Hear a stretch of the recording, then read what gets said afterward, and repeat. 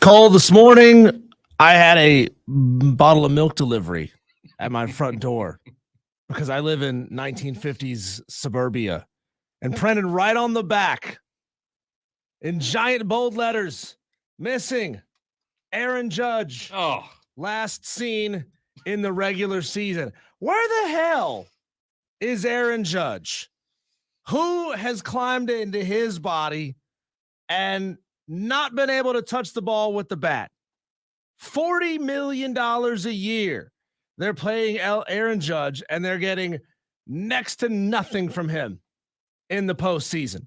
And they're getting nothing from him in the World Series. Was it 2% milk? Yeah. Are you a whole milk guy or 2%? Oh, skim. Yeah.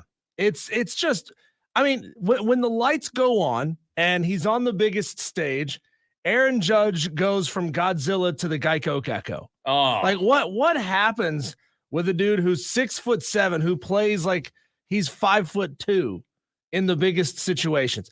That's why they pay you the $40 million, Aaron, and you're just gone. You're just not there. You're swinging at balls you shouldn't be swinging at. You got not even warning track power when he finally put the ball in the bat last night, Cole. And it's just pathetic. yeah. It's just pathetic how a guy like that can play so good all regular season, and in the key moment when the team really needs you to just be yourself, he disappears. No, it's pretty pathetic. I'm not going to push back much. However, I will say, Diesel, to your point, you're right. He's Aaron Judge. He's the highest paid. He should be showing up. However, it's so interesting when you look at this team in the postseason, especially in the World Series. It's not like he's the only one that's MIA. I mean, they're leadoff guys.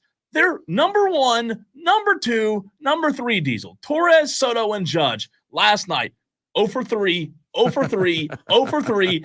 As a team, they combined for 5 hits. Now, you say, well, the Dodgers only had 5 hits last night too, but guess what? When Freddie Freeman decides to homer every game, that helps, right? He's on a tear. You texted me about him last night. He's playing phenomenal. To your point, Aaron Judge is supposed to be like the catalyst. He's supposed to be the guy that picks everyone else up. But what do we know about baseball? We know that hitting is contagious.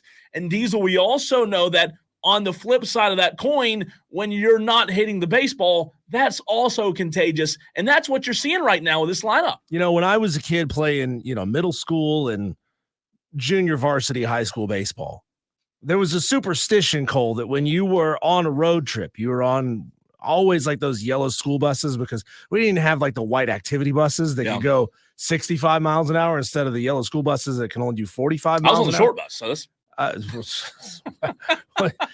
some might say we're still on the short bus. Now, we used to have a superstition that when you drove past a graveyard, you're supposed to pick your feet up and you're supposed to cross your fingers, because if you don't do that, you're never going to get another hit. Did Aaron Judge forget to do that? Did the entire Yankees lineup forget to do that? Did they drive right past the cemetery with their feet on the floor of the bus because they've all forgotten how to hit? And I can't speak for the rest of the team, Cole, but sadly, this is kind of par for the course for Aaron Judge once he gets into postseason play. Yeah, it is. I mean, he's been in the postseason now 7 times, and 4 of those 7 times, this year included, he's had lower than a 200 batting average in the postseason. That's absurd for a guy that makes $40 million a year. Now, I know it's New York and they're willing to overpay. And I get that during the regular season, he's an electric hitter who will tattoo the baseball. But I mean, come on, dude. We're not paying you to get us to the playoffs. We're paying for you to come alive. And I'll tell you what else is bad, Diesel. We talked about this at the trade deadline. Jazz Chisholm Jr., who was a guy who got moved before the deadline. A lot of people wanted him in Atlanta, right? And guess what? He comes into the situation in New York, has a good season. But, again, I'm not disagreeing with you, but you take a guy like Jazz Chisholm Jr. last night, he's also supposed to be, he's batting right after cleanup, so he's fifth in the order. He's supposed to be producing 0 for 4 last night. He's batting 170 right now. And then Aaron Judge, you mentioned 140, right? Stanton's batting 298 in the top of the lineup. Soto's just over 326 or just over 320. But there's so much inconsistency. You might be able to win games throughout the course of the regular season with this kind of inconsistency. However, when you're going up against the absolute best team right now in the Dodgers, who are just on a mission, and Freddie Freeman's playing out of his mind, Diesel, best of luck to you. I thought last night the Yankees would win. I almost placed a wager for the Yankees to win. I thought that with their backs up against the wall, first game at home, they would be able to elevate themselves and get the win. But Freddie Freeman, man, right now, he's just on another level. Yeah, I mean, a lot of credit goes out to Walker Buehler, pitcher for the Dodgers, who went 5 innings last night, gave up 2 hits, 2 walks, and 5 Ks. Phenomenal pitching from the LA Dodgers, and they've had good pitching the entire series. Yeah. The Yankees have absolutely not. Freddie Freeman, they're not throwing to Freddie Freeman. They're not putting him right down the pipe for him. And if they are, they're missing. So, I mean, Freddie gets a lot of credit for what he's done in this World Series. 3 homers, one of them being a Game 1 grand slam walk-off home run. And it's just absurd what he's done in this series, Cole. And I can't see anybody else at all. No one else has stepped up the way that Freddie Freeman has. He's a shoo-in in my book now to be the World Series MVP. Yeah, he's a shoo-in. And you texted me that last night. He is. This series is really interesting because we talked about it before it started. We talked about it on Friday. These are 2 good teams.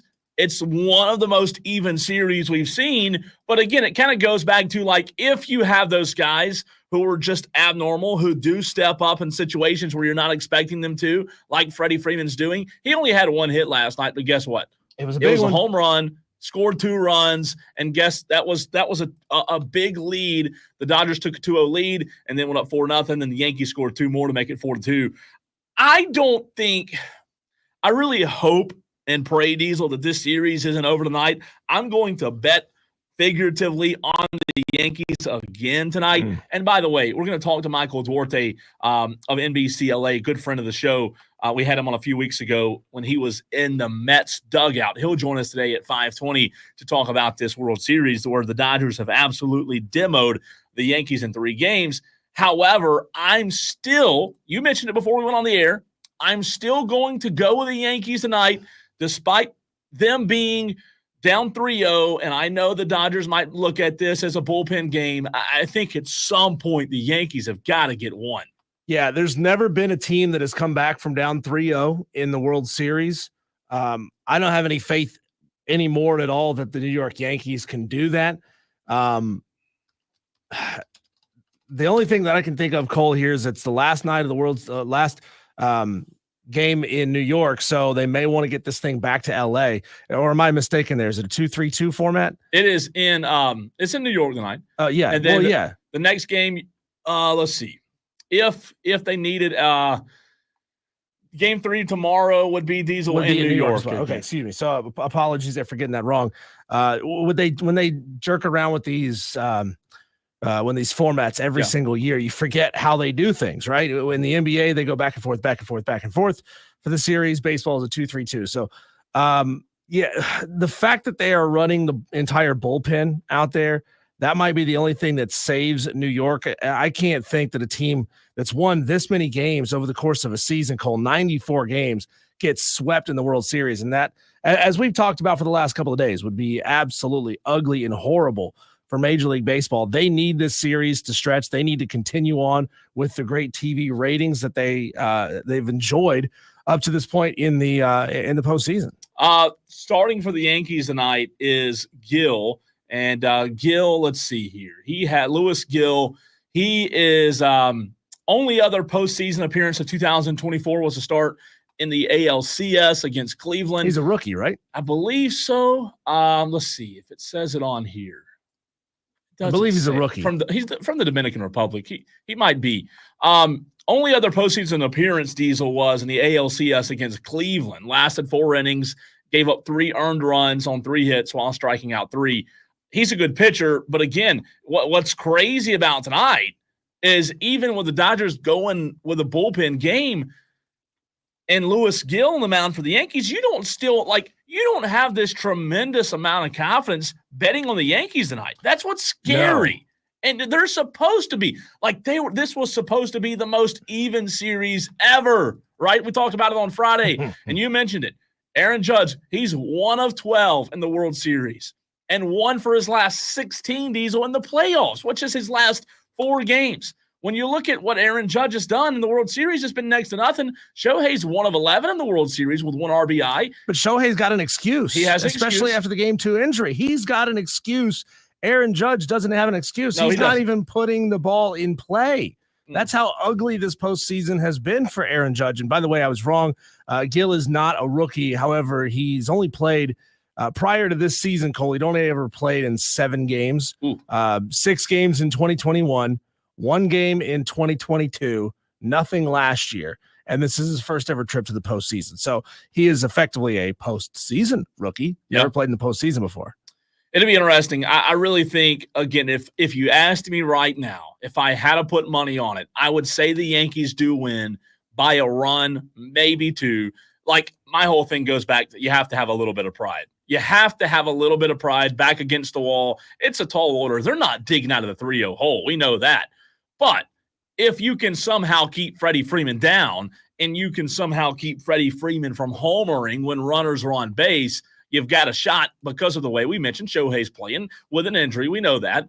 But, if you made me, if you put a gun to my head right now, I'd probably bet the Yankees. But then again, just like last night, if you asked me if it surprised me if the Dodgers won, I'd say no. And again, I think the Dodgers are the better team. What's so fascinating is they've been so depleted with injuries this down the stretch of this season.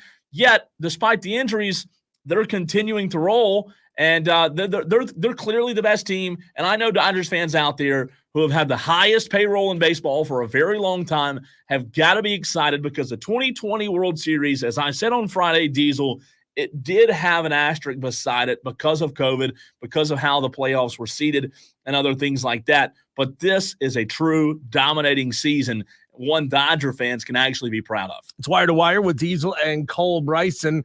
Ricky Mullinax on the stream says, hope the Yankees lose. Go Sox. Really, Ricky? Like I understand you're a Sox fan, but don't you want more baseball? Do you want baseball to be done, or would you rather just rub it in? I get it. It's a rivalry that's different than any other in sports, but don't you want just a little more baseball? Like you know they're not going to come back from down 3-0. Yeah, you know they're going to lose the series. Wouldn't it hurt just a little bit more for the Dodgers to essentially do what all the villains do in bad movies like Bond movies? They have the spy, they have the guy down. You can just end it right here and there. Movie's over at like the 25-minute mark. But no, they play around with him. They toy around with him and let it go the distance. And it's not going to happen. Like James Bond is not going to come back and defeat Goldfinger in this. Okay, like that's not going to happen for the New York Yankees. But wouldn't you want to see them stretch it out just a little bit more? Like make them think they have a little hope and then just pull the rug right out from under their feet. He says, no, a sweep is lovely. Yeah. A sweep is lovely. I was going to say, if you're a rival, I mean, it does negate the entirety of a great season, right? It does. I mean, at that point, you got Red Sox fans who are going to be in your ear hole the rest of your life. And it goes back to the question of, if you're a fan of the Yankees, would you rather go to the World Series and get swept? or not make it all together? Is it more embarrassing to get swept in the World Series compared to losing in the second round? Especially when you're 1-2 in payroll, when the other team is so injured, when their star can't do 50% of what he's a star for. Oh, I love it. Yeah, I mean, it's an ugly look. It's an ugly look for the New York Yankees if they go down, Cole. And it's disappointing as a general baseball fan to say, all right, we're just gonna end this season with a whimper. Yeah. For the New York Yankees? That's a good question, though. And I know we have a few Yankee fans out there, like Tiger Pal Rachel. There's a lot of Yankee fans in the upstate. Let us know, 71307, keyword fan. Would you rather make it and say you made it and get swept, or just avoid the embarrassment altogether and not even have to go there? Texter says, as a Mets fan, go Dodgers, hate the Yankees. You must be an SEC fan, too, because once your team is eliminated, you root for the other SEC teams because at least a team in your conference won the thing. And I guess baseball is a little different. It doesn't make it any harder for you if another team in your conference wins or in your division in baseball wins. No, it's interesting. And Texter, look, I mean, I think I really do, Diesel. I think 98% of baseball fans hate the Yankees. I really do. Nobody likes the Yankees. It's like the Cowboys. I mean, they made them the bad guys in the Major League movie. Yeah, everybody hates them. It's the same thing. Texter from the 978 says, why did Baltimore trade for Deontay Johnson? They run the ball 90% of the time, and if he throws it, Lamar only looks to Flowers, which used to be Andrews. Texter, we will get to that later in the program. Obviously, we'll have it on our daily wires, but I believe in the 5 o'clock hour, we will dive into that because it's going to be a fun discussion. Also, at 5:20, reminder, we're going to go to New York, where we're going to be joined by Michael Duarte of NBCLA. He will join us boots on the ground to give us his opinion on what's going to happen tonight in Game 4 of the World Series. We also have a welfare check coming up today, and we'll talk to our high school player of the week later in the 6 o'clock hour. But it's really fascinating. It really is. I don't know how Braves fans, and maybe that's the last question that I'd like to ask Diesel before we run to a break.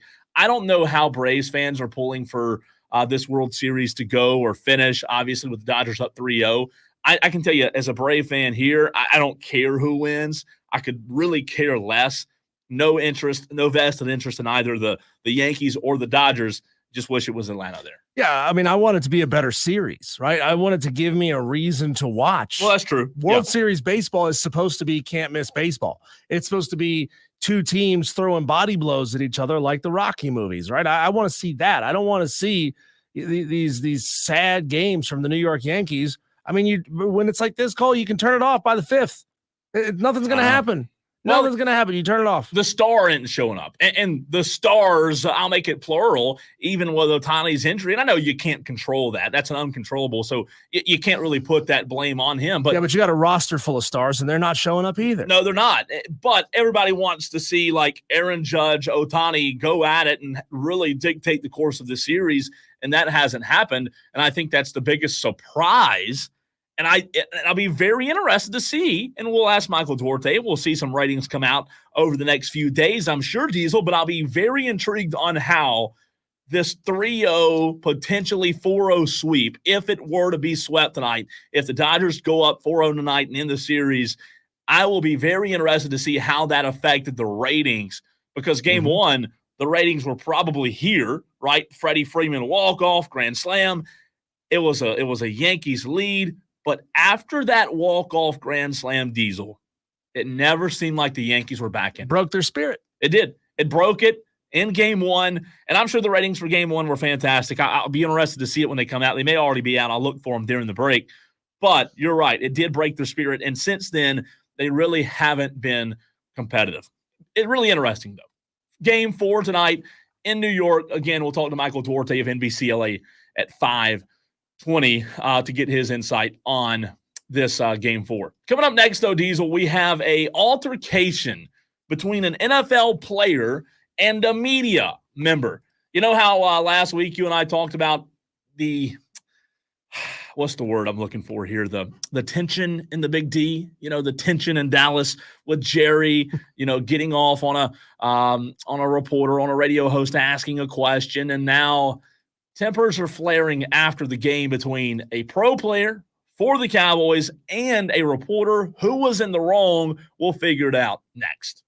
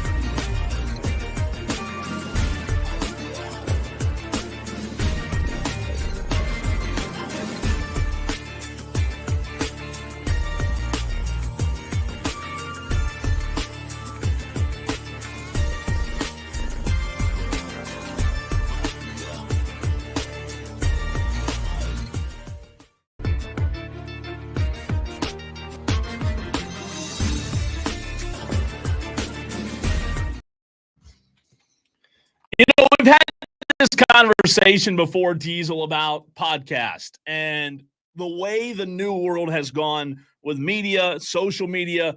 Podcasts are just everywhere. Everybody has a podcast. So I have two questions for you, as well as the Tolos. There was an altercation after a game, which you don't really see this much in the NFL, but a pretty heated altercation between Trayvon Diggs and Mike Leslie, who's a media member in Dallas after another Cowboys loss to the 49ers Sunday, Diesel. But I want to find out who was in the wrong, but I also want to ask the question, because I believe very strongly that this is a distraction. Your thoughts, as well as our thoughts of our listeners.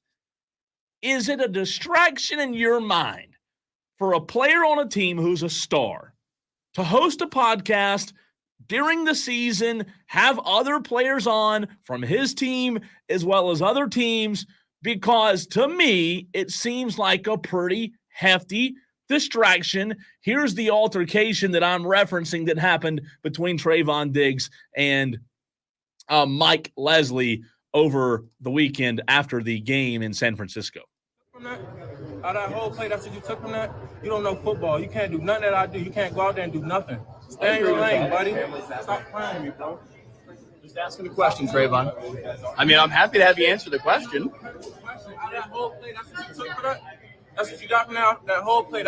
So I have to cut it off there because there's a word that will get us, will make me hit the dump button. So that's pretty bold there. I hadn't heard the audio from this altercation. I was aware that it happened, but I hadn't heard it. And my initial thought, and this was just thinking in general terms, I understand why players want to have a podcast because they can then voice their opinions, their thoughts on how a game went, completely unfiltered, and everything they have to say about it, or everything that they're willing to say about it in their podcast, is out there for everybody to hear. Yeah. And, oftentimes media members are looking for the gotcha phrase that's going to make for a great headline, and they can get some clicks and they can get some downloads.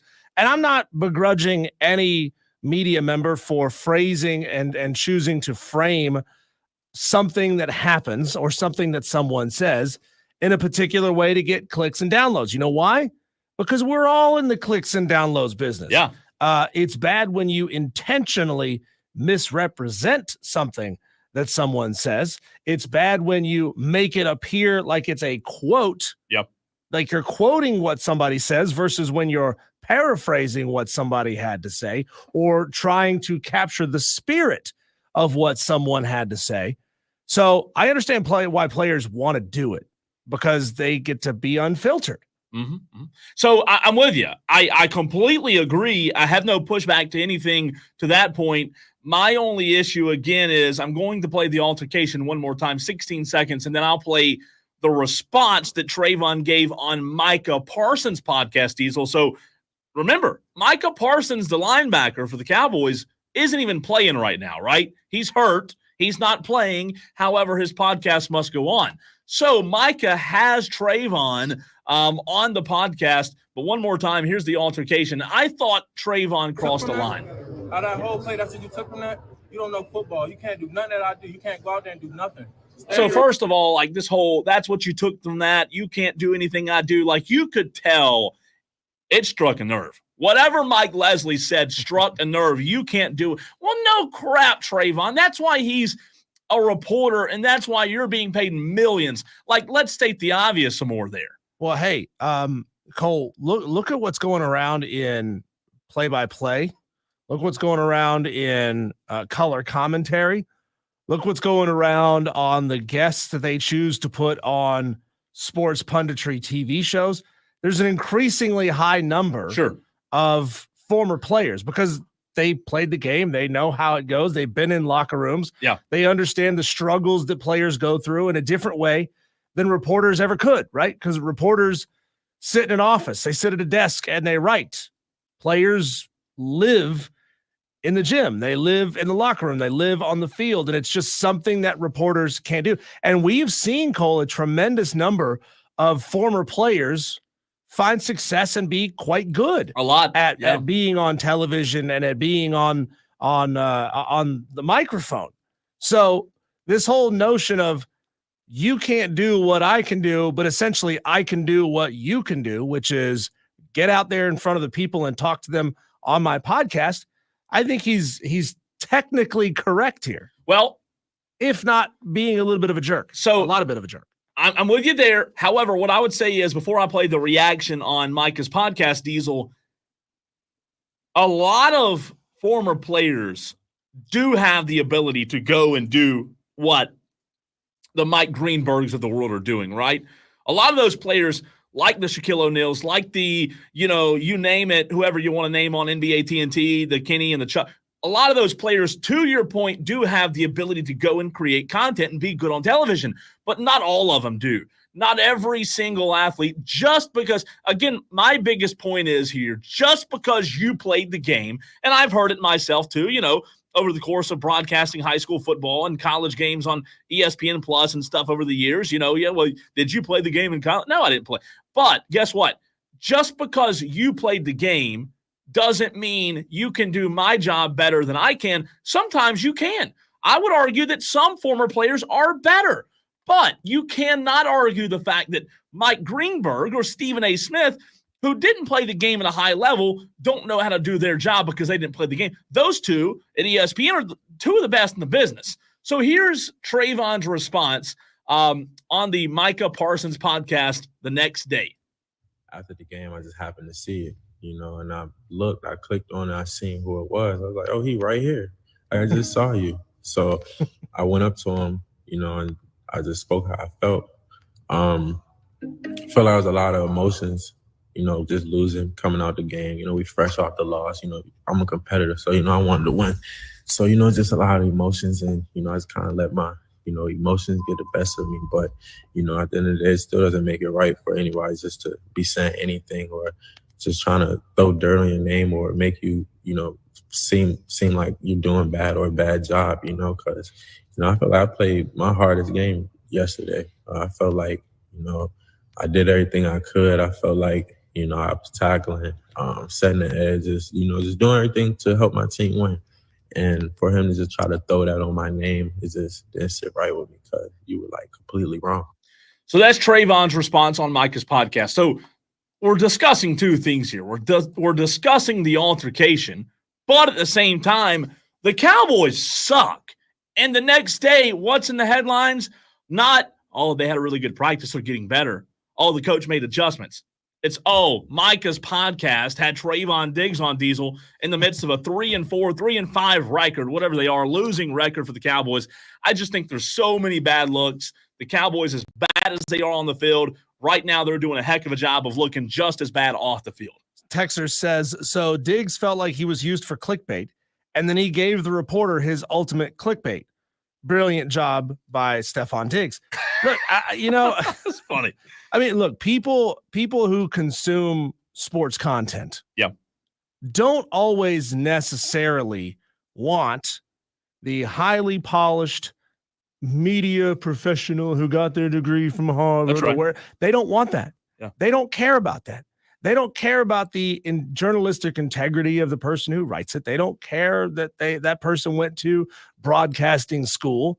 Those old school boundaries of saying the person who's speaking shouldn't be speaking because they don't have the background in journalism is gone. It is. It's new media. Those barriers are gone. And I'm telling you, so many fans, and I'm talking about really the social media side of fandom and content consumption, they'd much rather just cut out the middleman. I mean, they genuinely don't care that a podcast or a 60-second drop or whatever. They don't care that it's not 60 seconds. They don't care that it's not polished. They don't care that there's bad vernacular. They don't care that they use the wrong words. They don't care that the person is being unprofessional in a media sense. They just like having information directly from the person who is involved in the play. That's right. They would rather have Stephon Diggs make excuses for his poor play than listen to guys like this reporter break down why it was a bad play. I guess, Diesel, my final thoughts are, look, if I'm a head coach of a team and this is what I'm having to deal with Yeah. Okay, like I know Mike McCarthy gets a lot of blame, and I know a lot of people get blame in Dallas, and most of it's deserved. However, I cannot imagine Diesel being the head coach of the Cowboys, the most scrutinized head coaching position in all the sports, having a quack owner who won't let me do my job, who doesn't do his job in the offseason to prepare me to do my job during the season.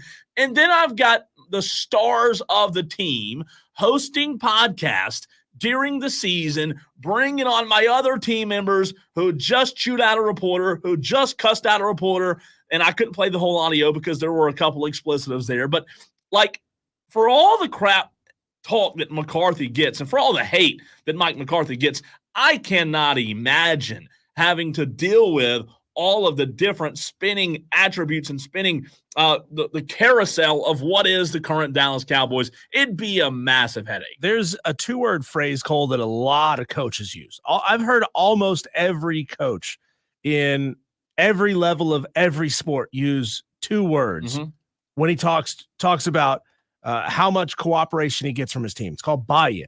They all talk about buy-in. And this is a clear problem with buy-in from the Dallas Cowboys locker room, from the personnel. Look, bad teams lose focus, and they're losing games because they've lost focus and they're focusing on other things.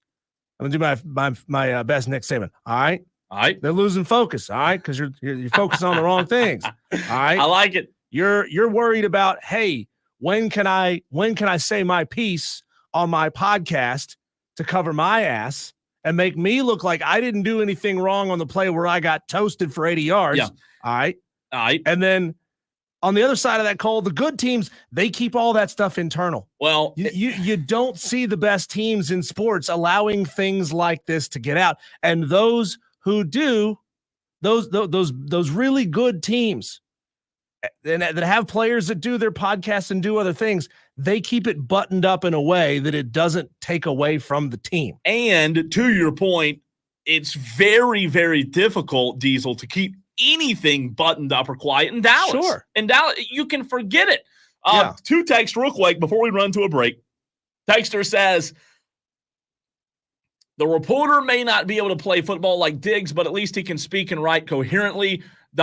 We all have our talents, I guess. Taking some shots there is the texter. Jeff R. chimes in and says, Real Housewife of the Cowgirls. And look, like, I'm at the point now as a diehard Dallas Cowboy fan who's been a Cowboy fan my entire life. All the hate, all the jokes, all of the fun that's being poked at Dallas now, it's 100% deserved now. I mean, they are nothing more. I've said it 100 times. They're nothing more right now than just a freaking reality TV show. And this is a prime example. Look, these guys, Cole, are professionals. They spend 8 to 10 hours a day inside the facility thinking football, whether it's on the practice field, whether it's in the treatment room, the weight room, whatever. They're thinking football 8 hours a day. They're sleeping 8 hours a day. That gives them 8 more hours a day to do whatever it is they want to do in their lives. Yeah. And some of them choose to spend that time getting distracted from being a better football player. You can't make them spend the extra 8 hours sitting at home on their couch like little choir boys. True. So that's why I say the best teams have buy-in, and those guys keep everything internal. And they keep it focused, and they don't talk to the media, and they don't let their emotions get the hold of them. The bad teams lose their focus. Jerry's definition of buy-in is a little different. It's like literal buy-in. Cole, when we come back, wild story out of the Mountain West and how a team may make the NCAA tournament by missing half of their schedule. That's coming up next on the Fan Upstate.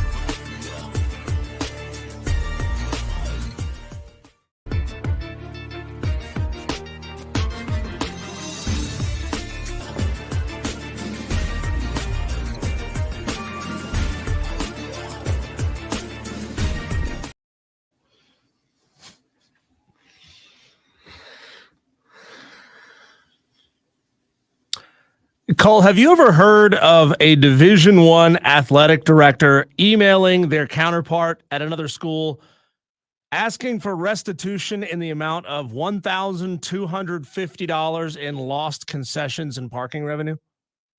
No, not lately. Not like in the last few days. I haven't. Maybe a long time ago. No, in a Division I program, Cole, $1,250 is pennies in a couch cushion. 1,200. We're talking about $1,250.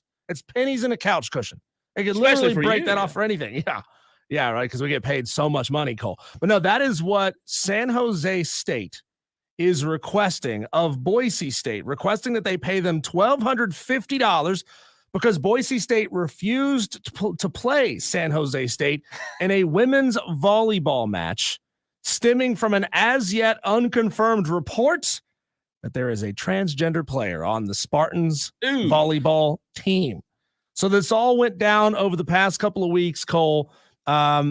And the emails come across. I'm going to read you some of these emails. They come across as so petty and catty and childish. So this is what the San Jose State AD Jeff Kanya emailed to his counterpart, Jeremiah Dickey at Boise State. He said, from a practical matter, your institution's arbitrary decision not to play an otherwise eligible team has resulted in harm to San Jose State's financial and institutional brand. I would ask to be made whole at the very least. By $1,250. By the tune of $1,250, Cole. But no, this is not a brand new issue, okay? This is an issue that 4 other schools in the Mountain West have also refused to play San Jose State in volleyball. And look, this is a matter that is at the forefront of the election that we've got coming up here in a couple of days. You know, one side says, hey, we're all for inclusivity. The other side says, hey, we're here to protect your daughters in the situations where boys want to play women's sports or girls' sports. So this is a big time national issue, Cole, and it's being fought in conference settings. It's being fought in local settings all over the country, Cole, and it's just wild how pervasive this thing has gotten. With the 4 forfeitures, Cole, the Spartans are 7-3, could qualify for the conference tournament and the NCAA tournament.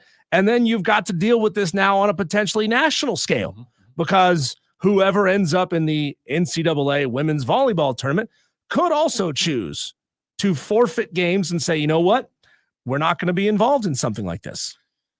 There's a lot of different angles here that are really happening in this story. Like it's one story, but there's a lot going on, including the $1,250 that they want from the hot dogs and nachos and parking, right? Because evidently they have some pretty good concessions that are going to sell, a foot-long hot dog. I saw a woman coming up the stairs Saturday at that concert for Carolina. She had a plate of nachos, that standard square, like really thin nacho tray. As soon as she sat down, Cole, she wasn't gripping on the cheese corner because that's the heavy corner, right? And it just started dripping and went all down her pants. And did she lick it up? No, ew. No, Cole. It's still good. You gotta lick it's cheese. There's nothing better than nacho. Sorry, didn't mean to get out of tangent. It's bad nacho cheese. It's still good. Bad. Though. It just clicked in my mind. I was like, oh wait, that happened at concert for Carolinas. Cole, but look, the NCAA is not following even their own rules with the enforcement of transgender athletes in college athletics. The rules state, not state, but the rules essentially wrap around the idea of testing protocols and testosterone in an athlete's system. But Cole, there have been Title IX lawsuits that have stricken that down. And the NCAA is not even upholding that. They're allowing transgender athletes to participate in women's sports, regardless of whether they've gone through protocols or testosterone level testing. Which again, it's you said it at the very beginning of the segment. It's not just an NCAA issue, it's a national issue. And what's fascinating about this story is you want, again, I'm not speaking for everyone here, but you want your daughters or whoever it is that's playing to be protected. But when these amounts of money and continued cases to follow, when this continues to happen, in my mind, it's only going to get worse. And at the moment, Cole, schools are forfeiting games when they don't want to play against a team with a transgendered athlete. I say good for them. Which also, Cole, also harms the female athlete at those schools because they then can't go out on the court or the field and participate and compete. And it potentially hurts their ability to continue on in postseason play. So just so much involved. It really is. Speaking of so much involved, there's a lot involved in making an upset pick and getting it correct. We can't tell you how to do that because we suck at it, but we're going to try again this week. We're going to do a little upset pick study session as we always do on Tuesday. It was a bad week for the Tolos, but we're going to bounce back and get in the weight room in the library next.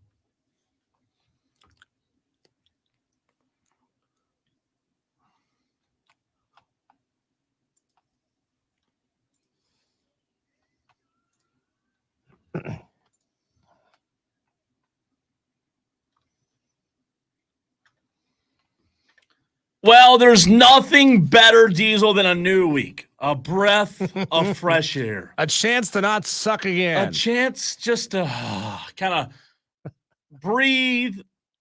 Feel like a weight's been lifted off your shoulder. You know how like every day's a new day, every month's a new month, every year's a new year. You get a chance to have just a sense of newness, right? A little bit of freedom. It's like the lead up to the preseason for Cowboys fans. Yeah, exactly. That's bad. Hope Dark, springs eternal. It doesn't last long, especially this season.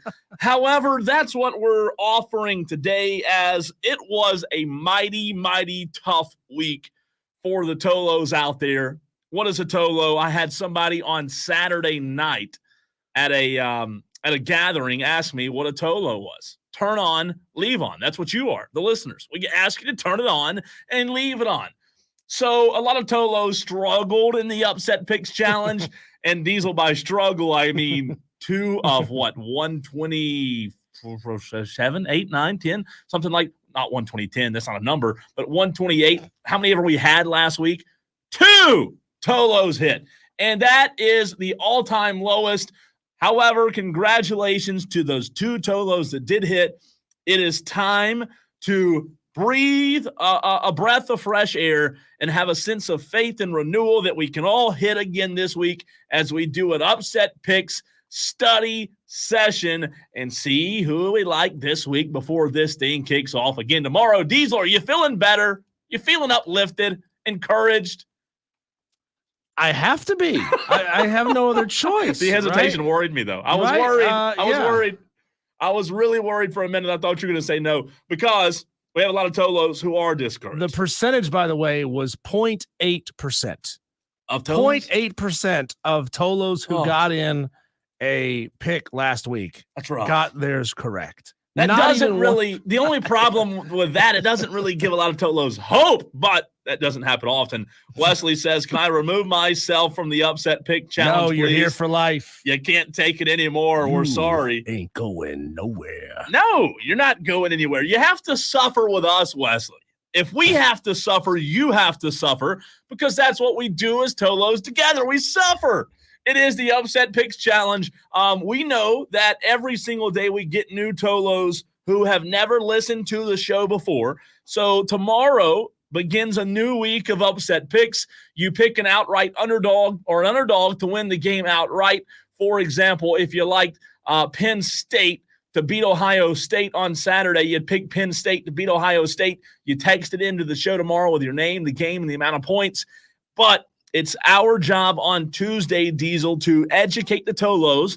And again, I almost hit 2 weeks in a row last week. Duke let me down and let 11 other Tolos down as well. They ripped it away from you at the last minute. This is going to be, Cole, like, you know, we've seen a lot of big spreads the last 2 weeks or so. With a lot of Tolos just saying, all right, screw it. I'm going all in. I'm going for that 20-pointer. I'm trying to hit it over the fence. We don't have a ton of those games. Not a lot of big spreads? No, I'm scrolling down the list, Cole. I'm seeing big spreads from San Diego State, Boise State. That's a 23.5 point game. Miami is a 21.5 point favorite as of right now over Duke. That's a big one. But after Duke refused to win the football game last week, do we think we're going to see a lot of Tolos pick that one? Army are 22.5 point favorites over Air Force.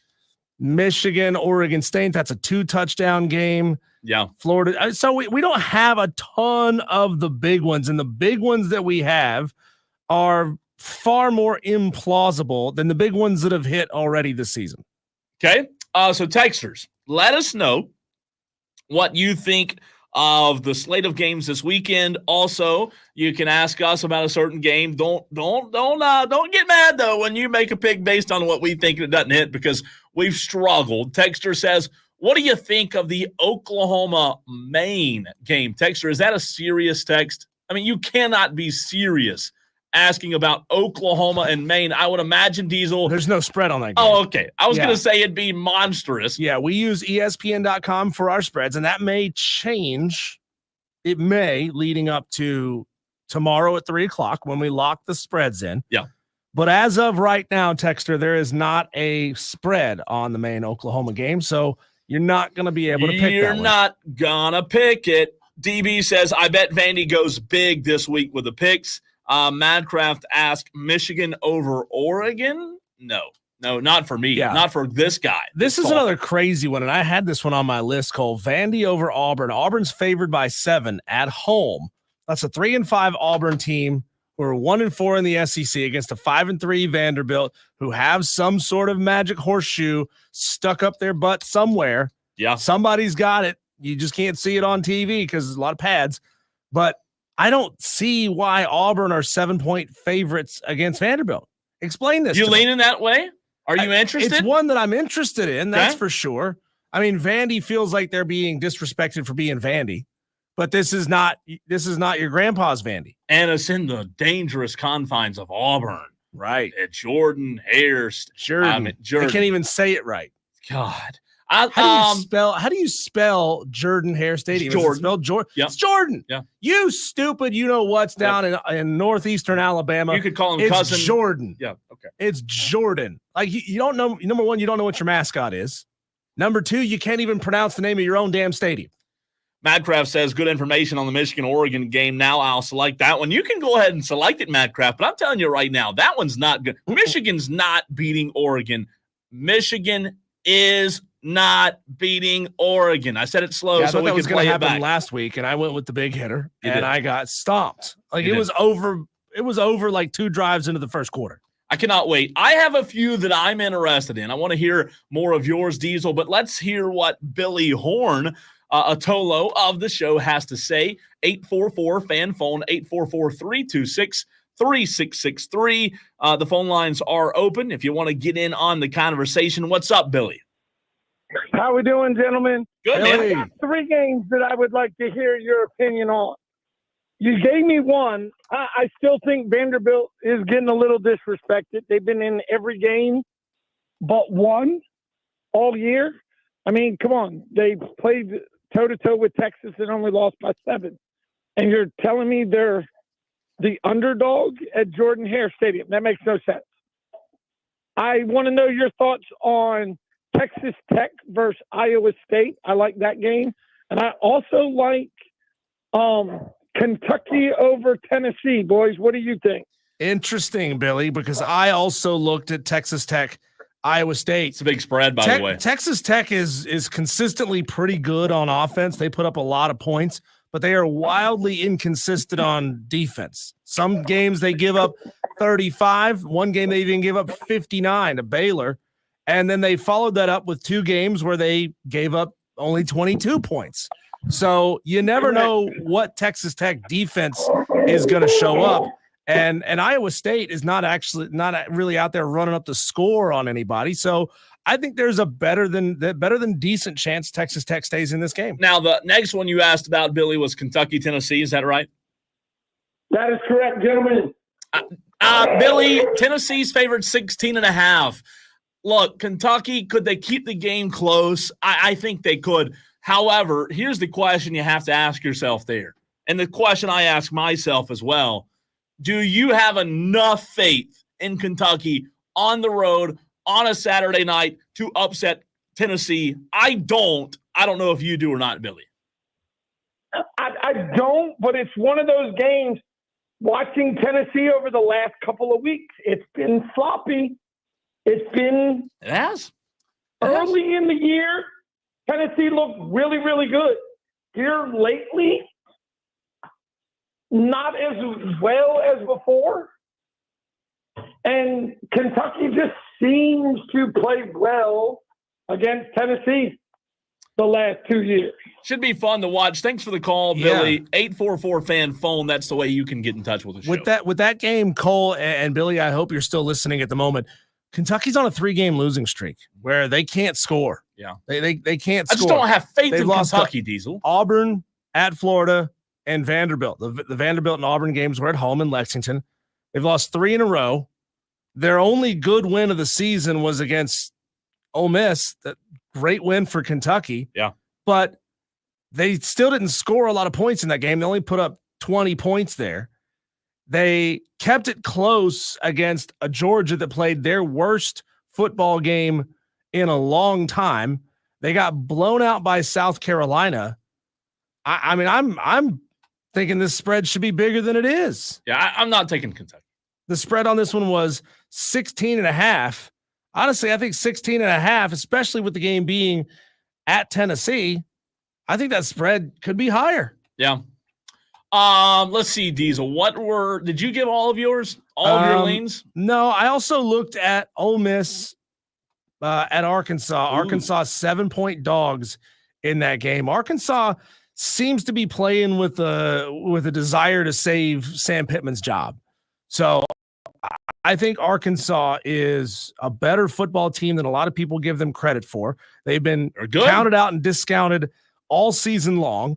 They put up a ton of points against a bad Mississippi State. They've shown that they can go toe-to-toe and win a low-scoring, drag-out game against Tennessee. Yeah. I mean, there's clearly a reason why Arkansas are the underdogs here, but I do see them as having a legitimate chance here. It's not a great chance. What is the ESPN matchup predictor right now? They have a 26% chance to pull the upset. So it's interesting. Yeah, I mean, Arkansas could do it. They could do it. They could get another one of those shocking, low-scoring upsets. Texter ask, Kennesaw State, Western Kentucky? ? Surely, Kennesaw State is not going to hit 2 weeks in a row. They've won one game, for crying out loud. Another texter asked, Florida, Georgia +14? ? That Kennesaw State Western Kentucky game, Cole, is a 24-point spread. It's a lot. Western Kentucky 5-2. Look, what's the odds of them doing it back-to-back weeks? I mean, weren't we asking the same thing about Vanderbilt and they took Texas to the brink? I don't know. I can't do it. I can't do it. People are going to take it because we've entered silly season, right? And it's worth a lot of points. Oh, I get that. Let's see. Any games before we get to the weekend, before we get to Saturday, any early games we have an interest on? Kennesaw State, Western Kentucky's Wednesday night. Jacksonville State, Liberty, really no interest there because it's only a 2-point spread. And what's that going to do for you?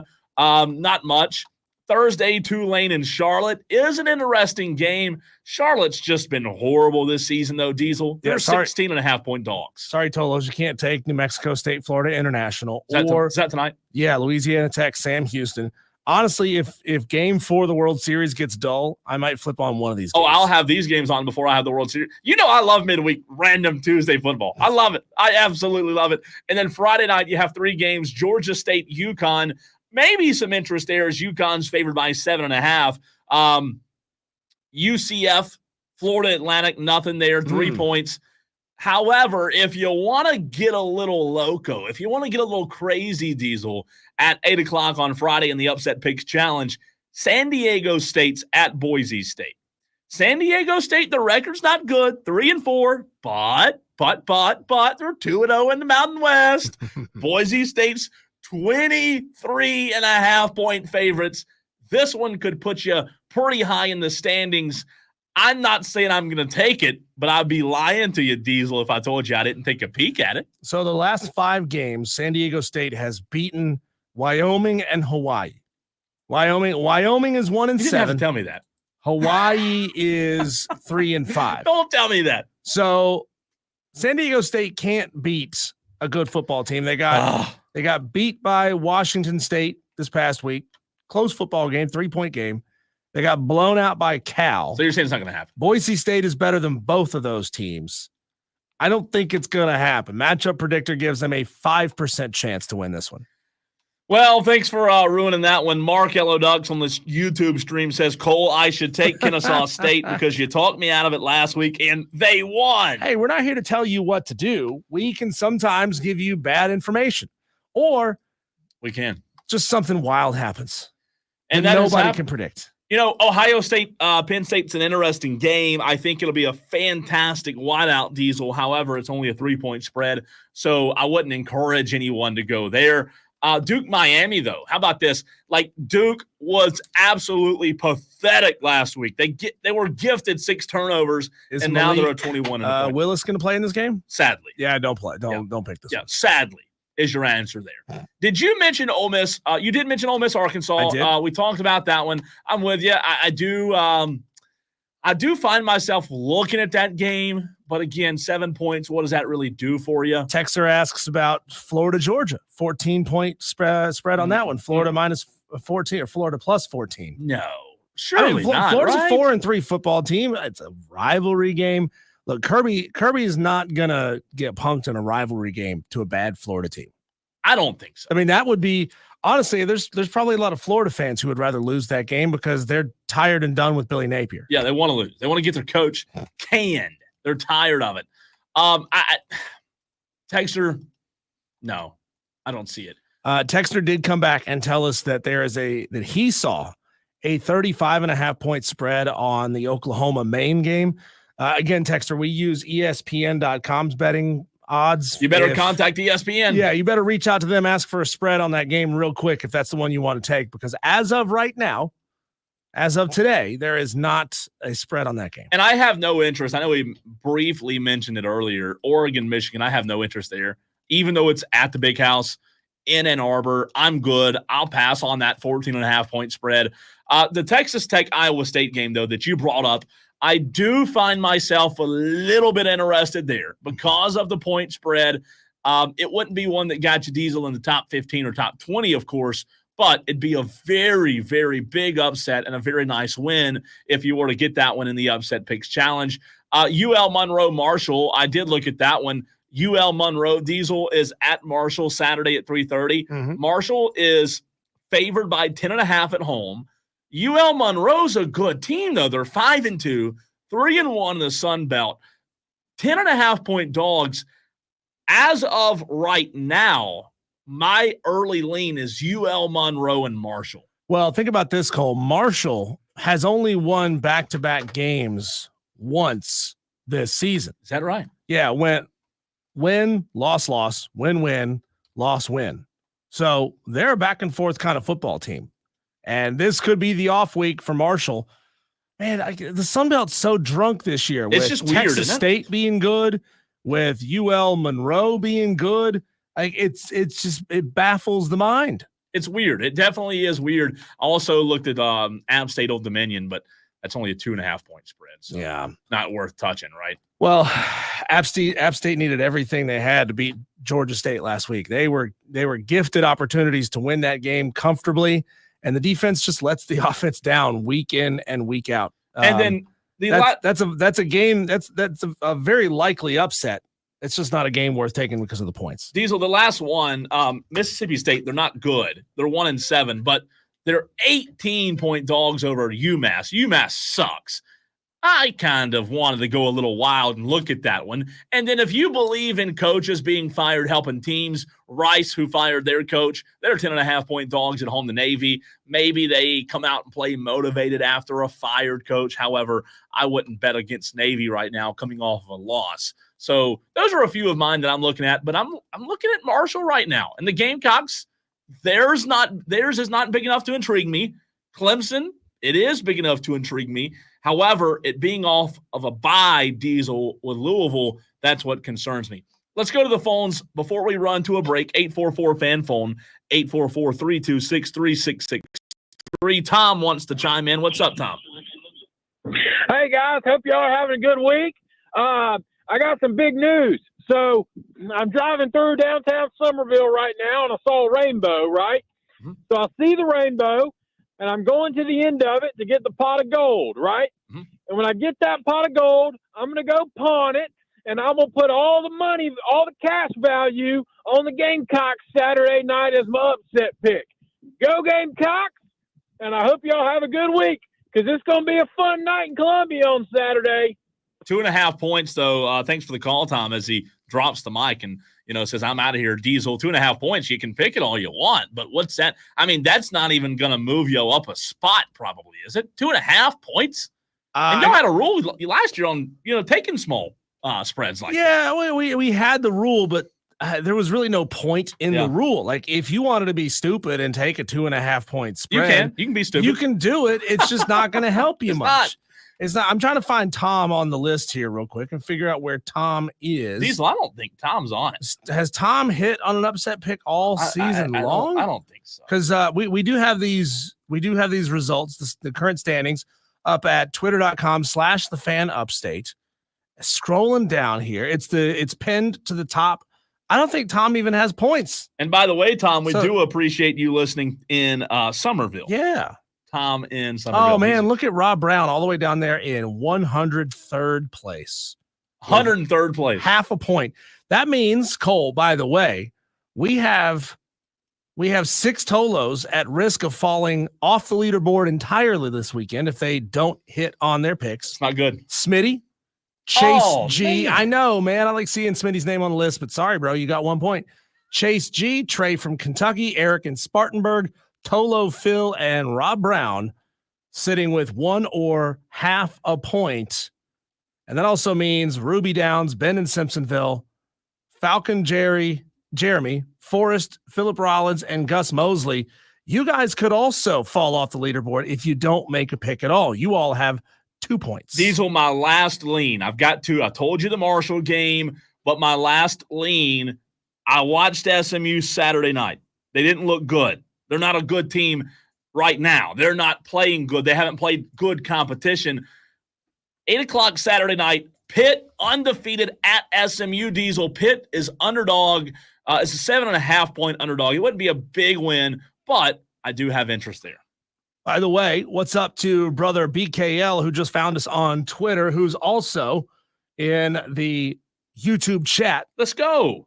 Thanks for following us on Twitter. We appreciate that. We shout you out when you awesome Tolos do awesome things like that. Speaking of awesome, I want to talk to you about something that was not awesome. I weep for the state of music in New York City. If what we saw last night at the pregame concert was the best the city can do. That's coming up next.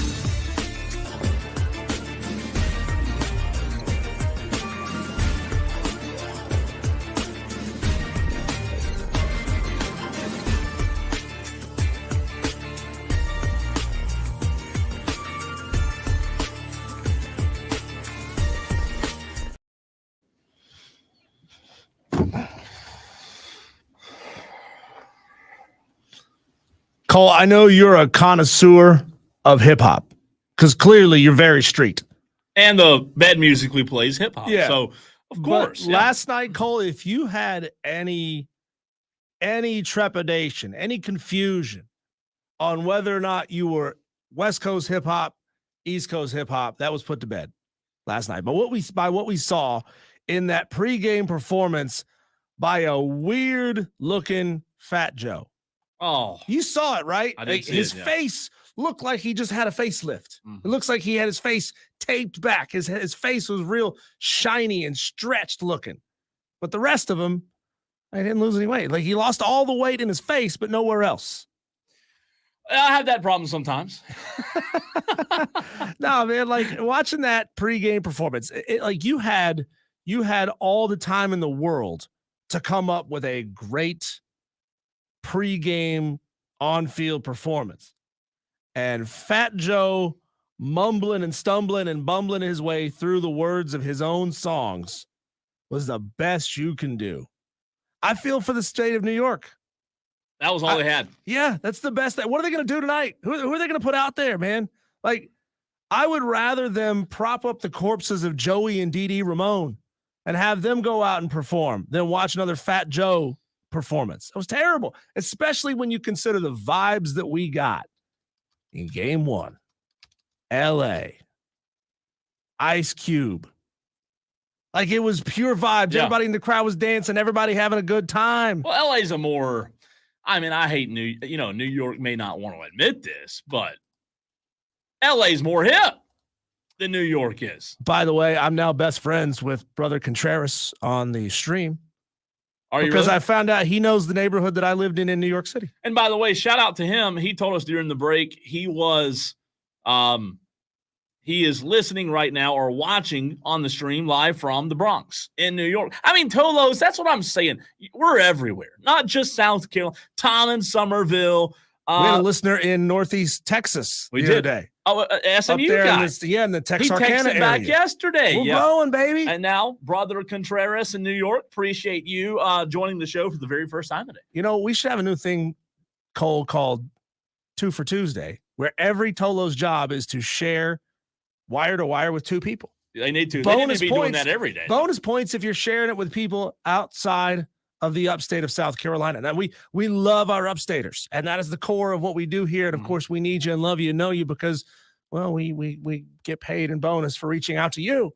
But we love hearing stories of people all over God's creation in these United States finding our show. Now, would it be better to have Frank Sinatra tonight at the Yankees game? I mean, a little New York. I mean, I don't know. I'm just thinking, like, what do you do? What Frank Sinatra song would really put a emphasis on how bad the Yankees have been? Well, Frank Sinatra died in 1998, so well, that's not going to happen. That's I'm just saying you could probably play. I'm a gonna say song that's a problem. Yeah, that's a problem. Well, he couldn't be there in person. If you want to bring the crowd down and make everybody feel sad before the show, like, do New Yorkers, Brother Contreras, help us out here? Do New Yorkers get hyped over New York? No, I don't think so. No, but it's such a good song. The only thing they can do, Cole, here, I'm going to offer two suggestions here. And I don't know if they could pull these things off. Like in 3 hours. Yeah. Number one, make a phone call, get Beyonce there. Beyonce is as New York City as it gets. Jay-Z is as New York City as it gets. Put them on the stage, on the field together. You can make it happen. You know, the only problem with my pushback would be based on what the Yankees have put on the field, why do they deserve anybody? Because they got to hype themselves up somehow. Well, God, they better get the best of the best. And if that's the case, because right now they suck. Why don't you get Kiss out there? Kiss is from New York City. Oh, I didn't know that. Yeah, Kiss is from New York City. Get them out there. White Zombie is from New York City. You get them out there. Come on, dude. They just need White Zombie baseball players before they need musicals. They need an infusion of energy and feel. And last night we saw no energy or feel out of the New York Yankees, and that's the problem, Cole. Because tonight they're going to need it. They got a guy, Luis Gil, who can't find the strike zone. 15-7 on the year, 3.5 ERA. Yeah. No, I'm with you. And by the way, quick programming note, we will talk to Michael Duarte. You know, we were talking about these Tolos that we have all over the country. How about this? Michael Duarte joining us a little early, around 5:15. He said, I have to back it up or push it up 5 minutes because I have an interview with Dave Roberts at 5:30. So He's Michael Duarte, yeah, I mean, he's big time. Just the manager of the Dodgers. We God. get it. You've got to interview the manager. Wire to wire is not that important. He gets on a plane to New York City, and all of a sudden he's too big time for the likes of us. So Michael Duarte of NBC LA at 5:15. He's there. He's an awesome friend of the show. He came on a couple of weeks ago. That day you were off, Diesel. He was literally standing in the Mets dugout as he was talking to us, watching players walk by. He's fantastic. And, I get it. You got to interview Dave Roberts, do your job, but also make time for us at Wire to Wire. The LA hitters they're going to make this Luis Gil. They're going to make him work his butt off to get balls in the strike zone. And he's not particularly great at getting balls in the strike zone. He throws a lot of them, but they're going to need everything they can get out of their bullpen to win this baseball game tonight, take the series here. Because if you're not putting an ace out there in the World Series, you're essentially saying, I'm okay with giving up a game. I'm okay with giving up game for the World Series.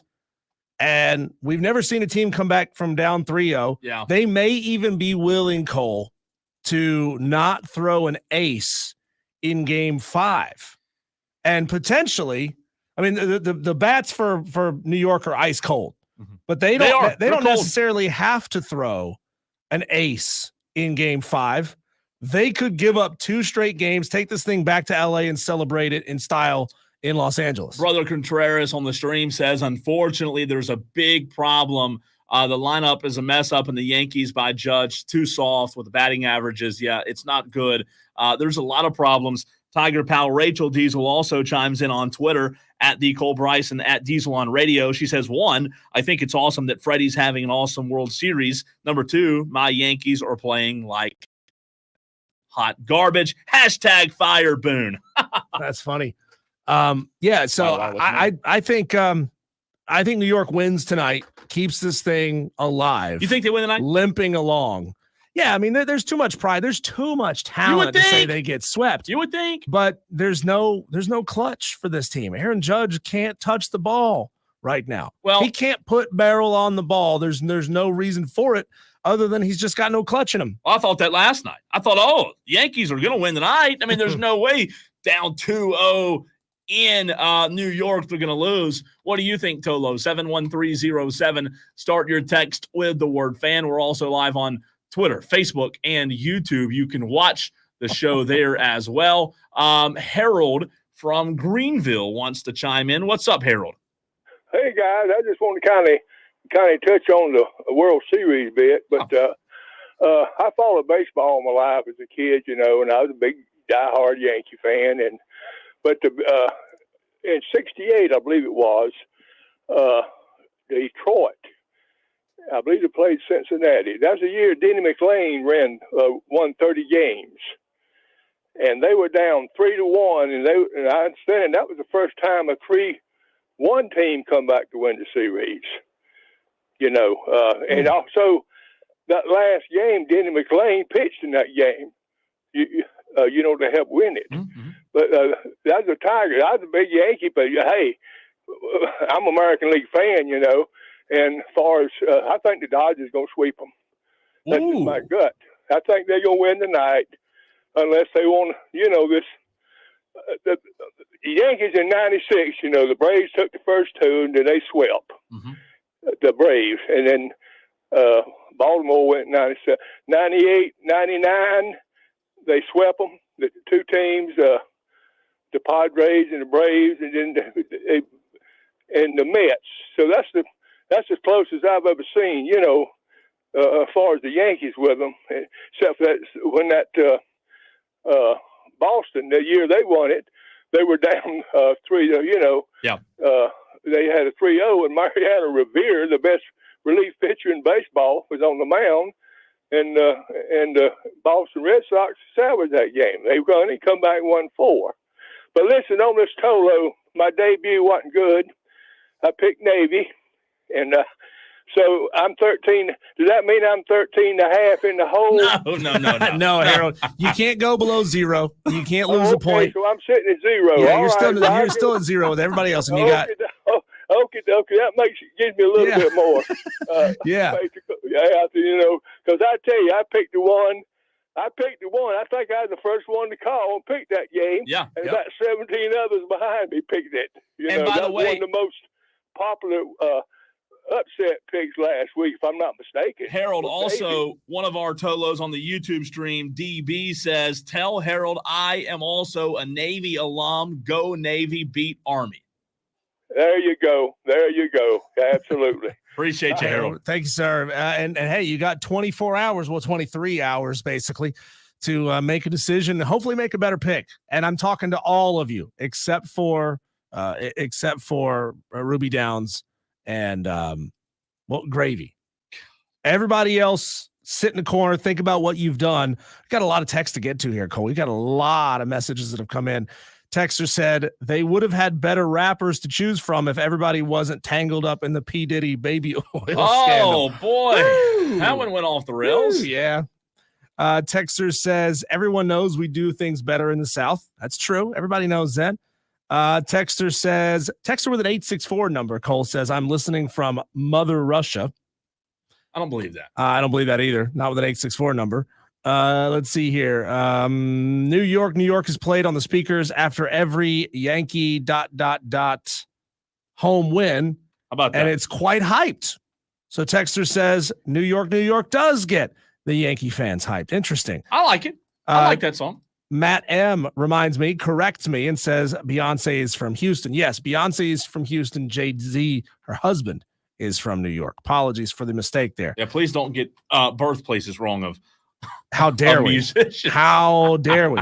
Texter says, is it a big shock that a lot of these young ones don't know what clutch is? They never figured out how to drive something with a clutch. Man, now we're attacking the youth for not knowing how to drive stick shift. Where'd that text come from? Were we talking about that? It's the same texter who said we do everything better in the South. Oh, gotcha. Also, Billy Ho says, bring out the brooms. I don't know, man. I don't know. We've got to run, though. We have a huge segment of Daily Wires coming at you up next, getting you caught up on what's happened in the world of sports.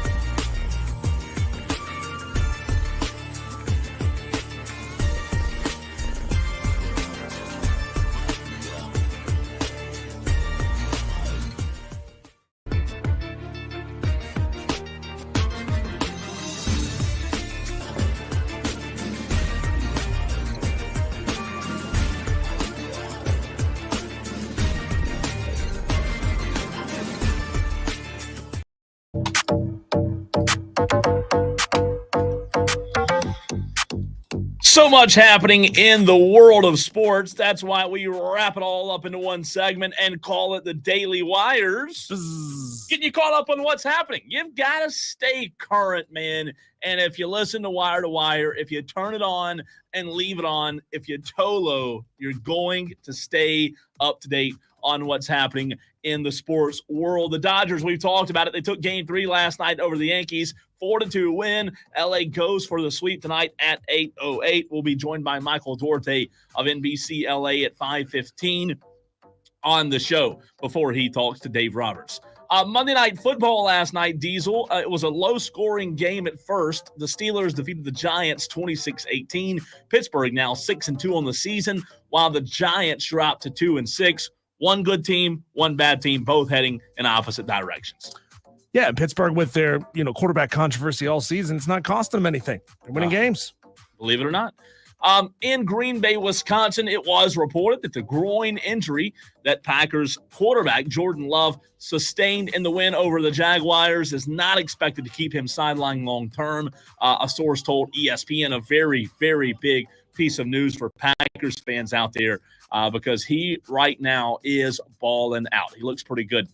Michigan quarterback Jack Tuttle announced Monday that he is medically retiring from football. Diesel, another one. We talked about Grayson McCall last week. Tuttle was a seventh-year senior, played 2 games for the Wolverines this season, 1 start.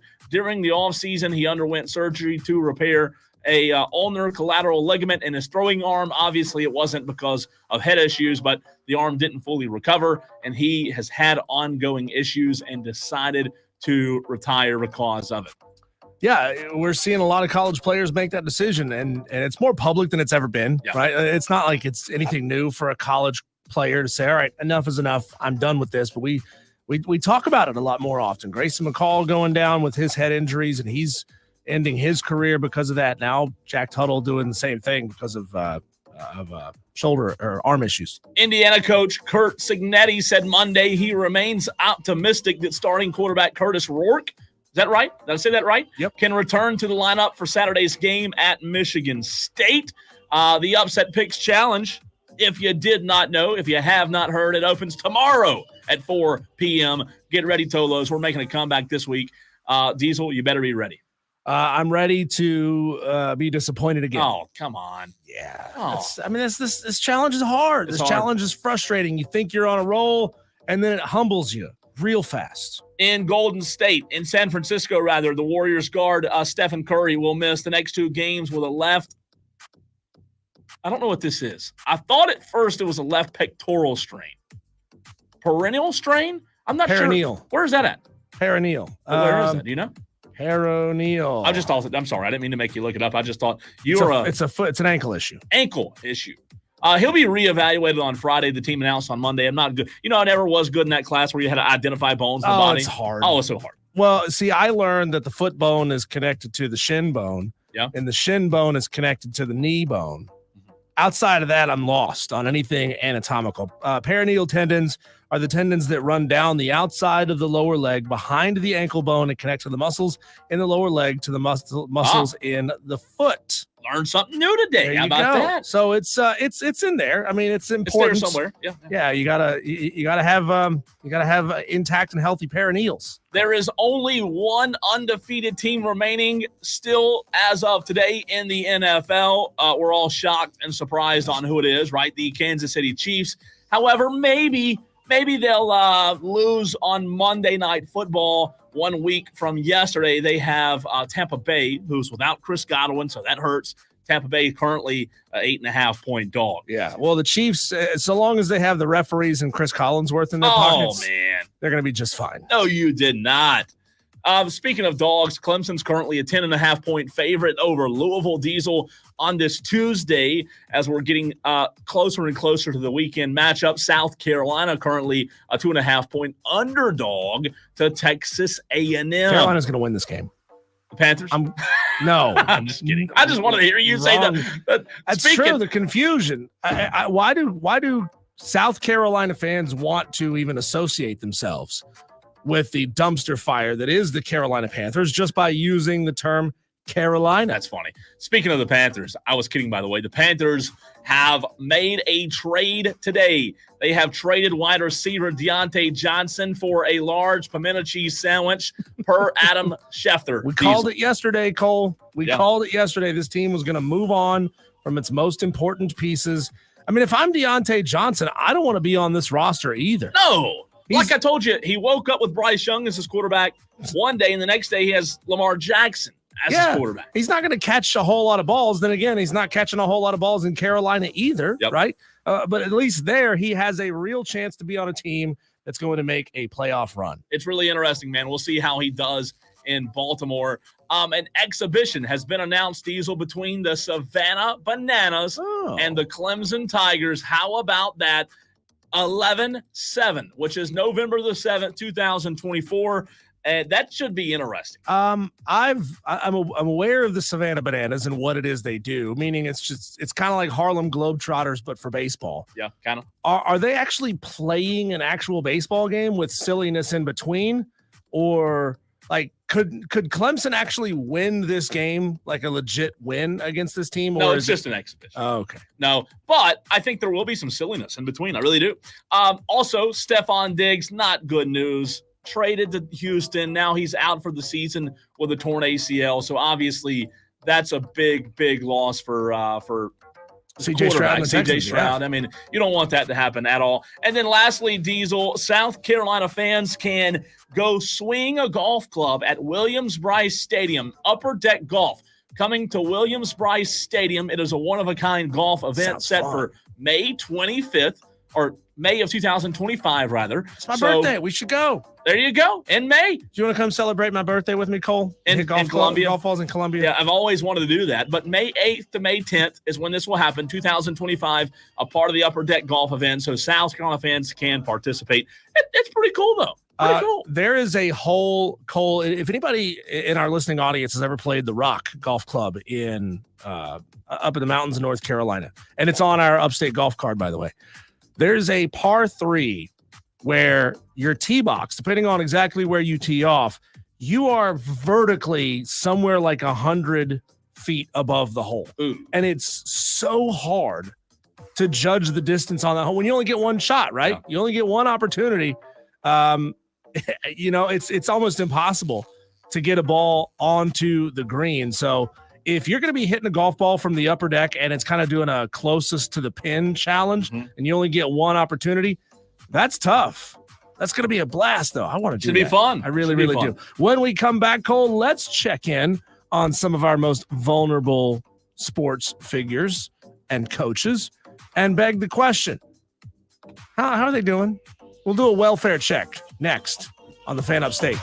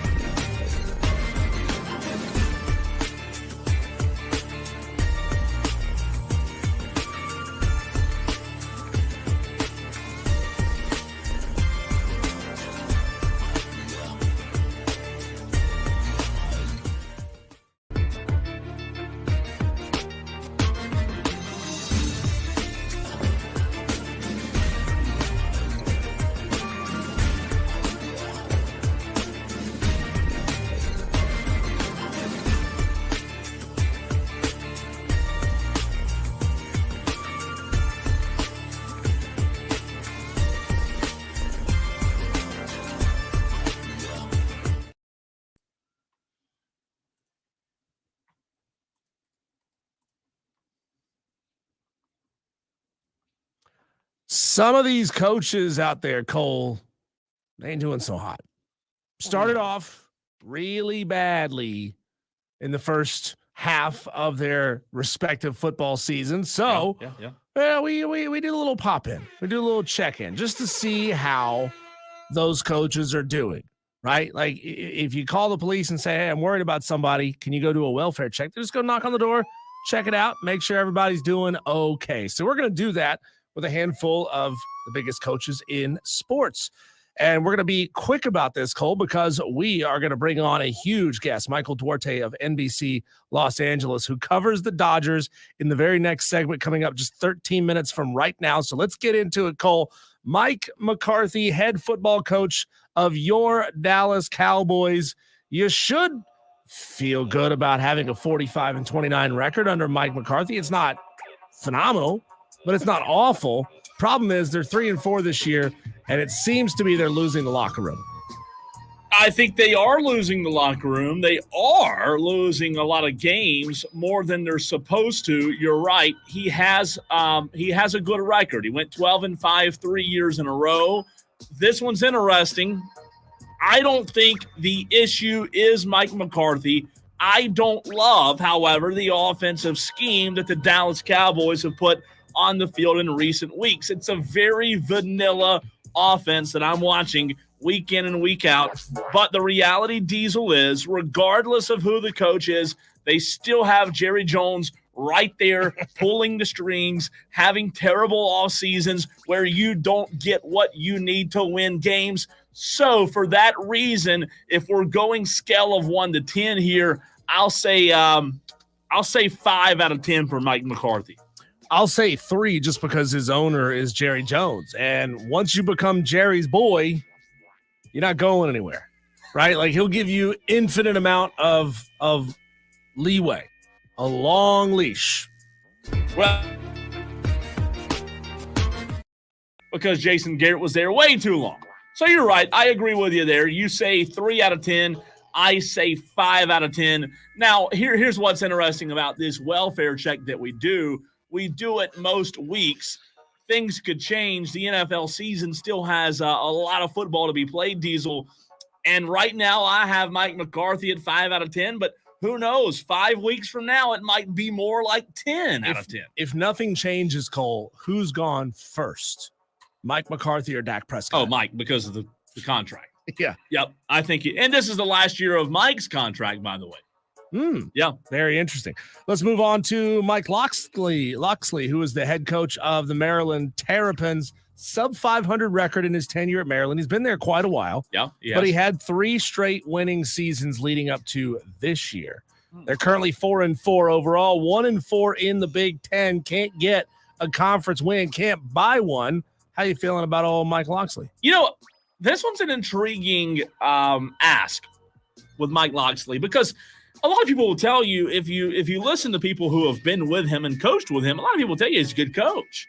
However, Maryland should be winning more games than they are, in my opinion. So I'm gonna say 5 out of 10 for him as well. Just like I put Mike McCarthy, I think he is in a situation at Maryland where, like, what's your excuse? You know, what is your excuse of why you're not being able to go out and get top talent with the portal, with an IL? So, I'm going 5 out of 10. It's getting hot. No, I don't think so at all. Really? I mean, they may make a move eventually because they want to win a couple more games a year, Cole. But really, at Maryland, your job is to go out there and go 500 and be okay in the Big Ten. Don't embarrass yourself. Get your team to basketball season, or at least that's the way your team to it basketball used to be, right? season. I mean, you were just there to fill time before basketball season at Maryland. Look, Maryland is. You can have the goofy looking helmets all you want to, but you're still the Maryland Terrapins, and you're still sitting behind a whole bunch of juggernauts in the Big Ten. Things are getting harder and harder for you at Maryland every single year when you got Michigan and Ohio State and Penn State and Wisconsin, and now you've added Oregon and Southern Cal. Yeah. You've got 6 programs just off the top of my head that I say flat out are better programs. No, I get that. You. I just think they have a lot of resources, man. They have a lot of resources. They should be better. Yeah, I think he's probably more like a 4. Okay. Just because I don't think the AD really expects a whole lot out of him. They don't care. They don't really care that much. All right, next up, let's go to Oklahoma and Brent Venables, who went 10-3 last year, but has started very slow in his first year in the SEC. 1-4 in conference play. Just an ugly start for Brent Venables and the Sooners in their new conference confines. This one's interesting. And by the way, Diesel, earlier in the show, we talked about the guy that says he was listening in Russia. He texted back and said American on military base in Russia. Interesting. How about that? I don't know. I didn't know you could get American media on foreign soil.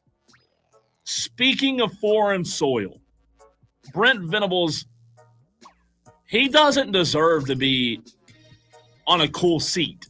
However, the problem is they locked him up. Yeah. They locked him New up contract. big time with that contract. Diesel, look, he's safe because of the contract and the buyout, but what has he done to actually show that he's safe?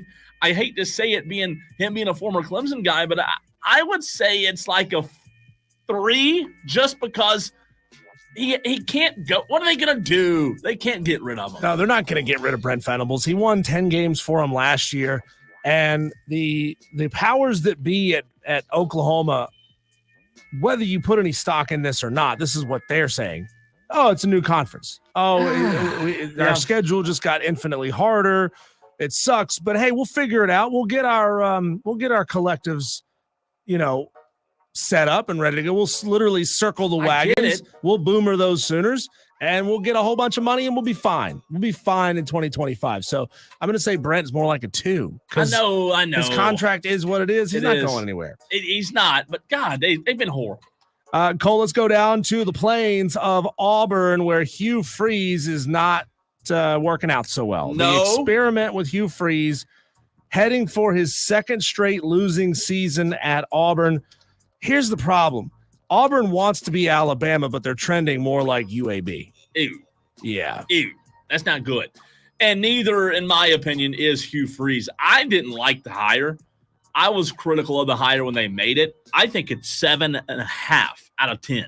I think it's pretty dang warm. You got to get that clown out of there. He's not a football coach. Auburn tried to do a deal with the devil and find that former genius, bring him in and try to fix things for them. Sorry, Auburn. You're not going to fix it with the likes of Hugh Freeze, who tried to go whitewash his image at Liberty and could only win 8 games a year there. And then Jamie Chadwell comes in and he's dusting your legacy there at Liberty. Liberty, yeah. So I'm going Auburn is probably at more like an 8.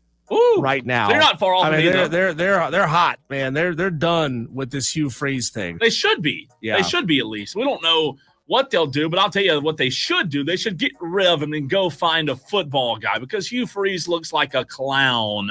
That's what he looks like.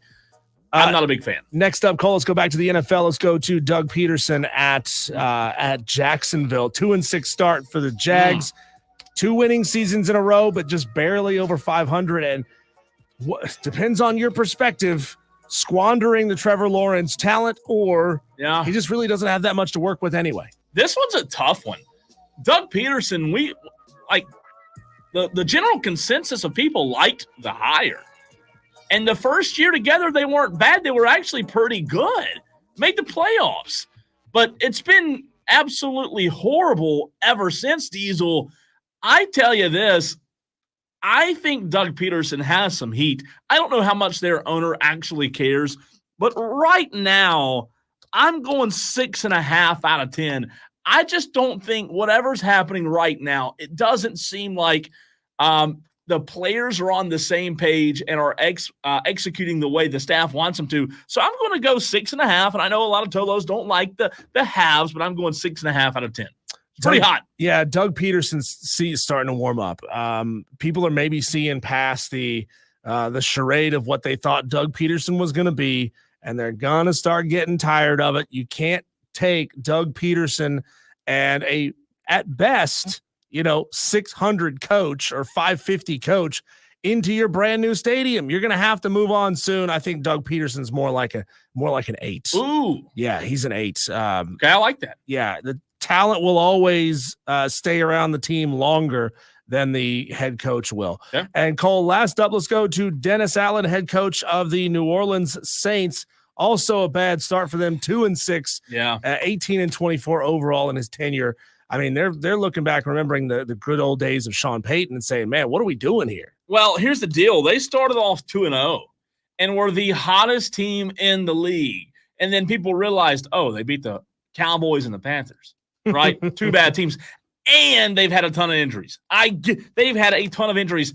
I was teeter-tottering on my selection here with Dennis Allen. I'm going 6 of 10. I think it's pretty warm. And look, injuries are legitimate. You can't blame that on the head coach. But at the end of the day, he hasn't done enough just in general in his tenure, in my opinion, to get the benefit of the doubt. I think it's a little warmer than that. I'm going 7 out of 10. And it's mostly because of the way he's handled this situation over the last 36 hours with his defensive player that rolled up on Justin Herbert the way that he did. And coming out and essentially saying, nothing to see here. Nothing went wrong. I don't know what you're talking about. Yeah, it was bad. That's a bad look. What's not a bad look right now is the L.A. Dodgers. They're up 3-0 on the New York Yankees, who everybody loves to hate. We'll talk to Michael Duarte of NBC LA, who covers the L.A. Dodgers. He is there, boots on the ground. We'll get his opinion on tonight's Game 4 next.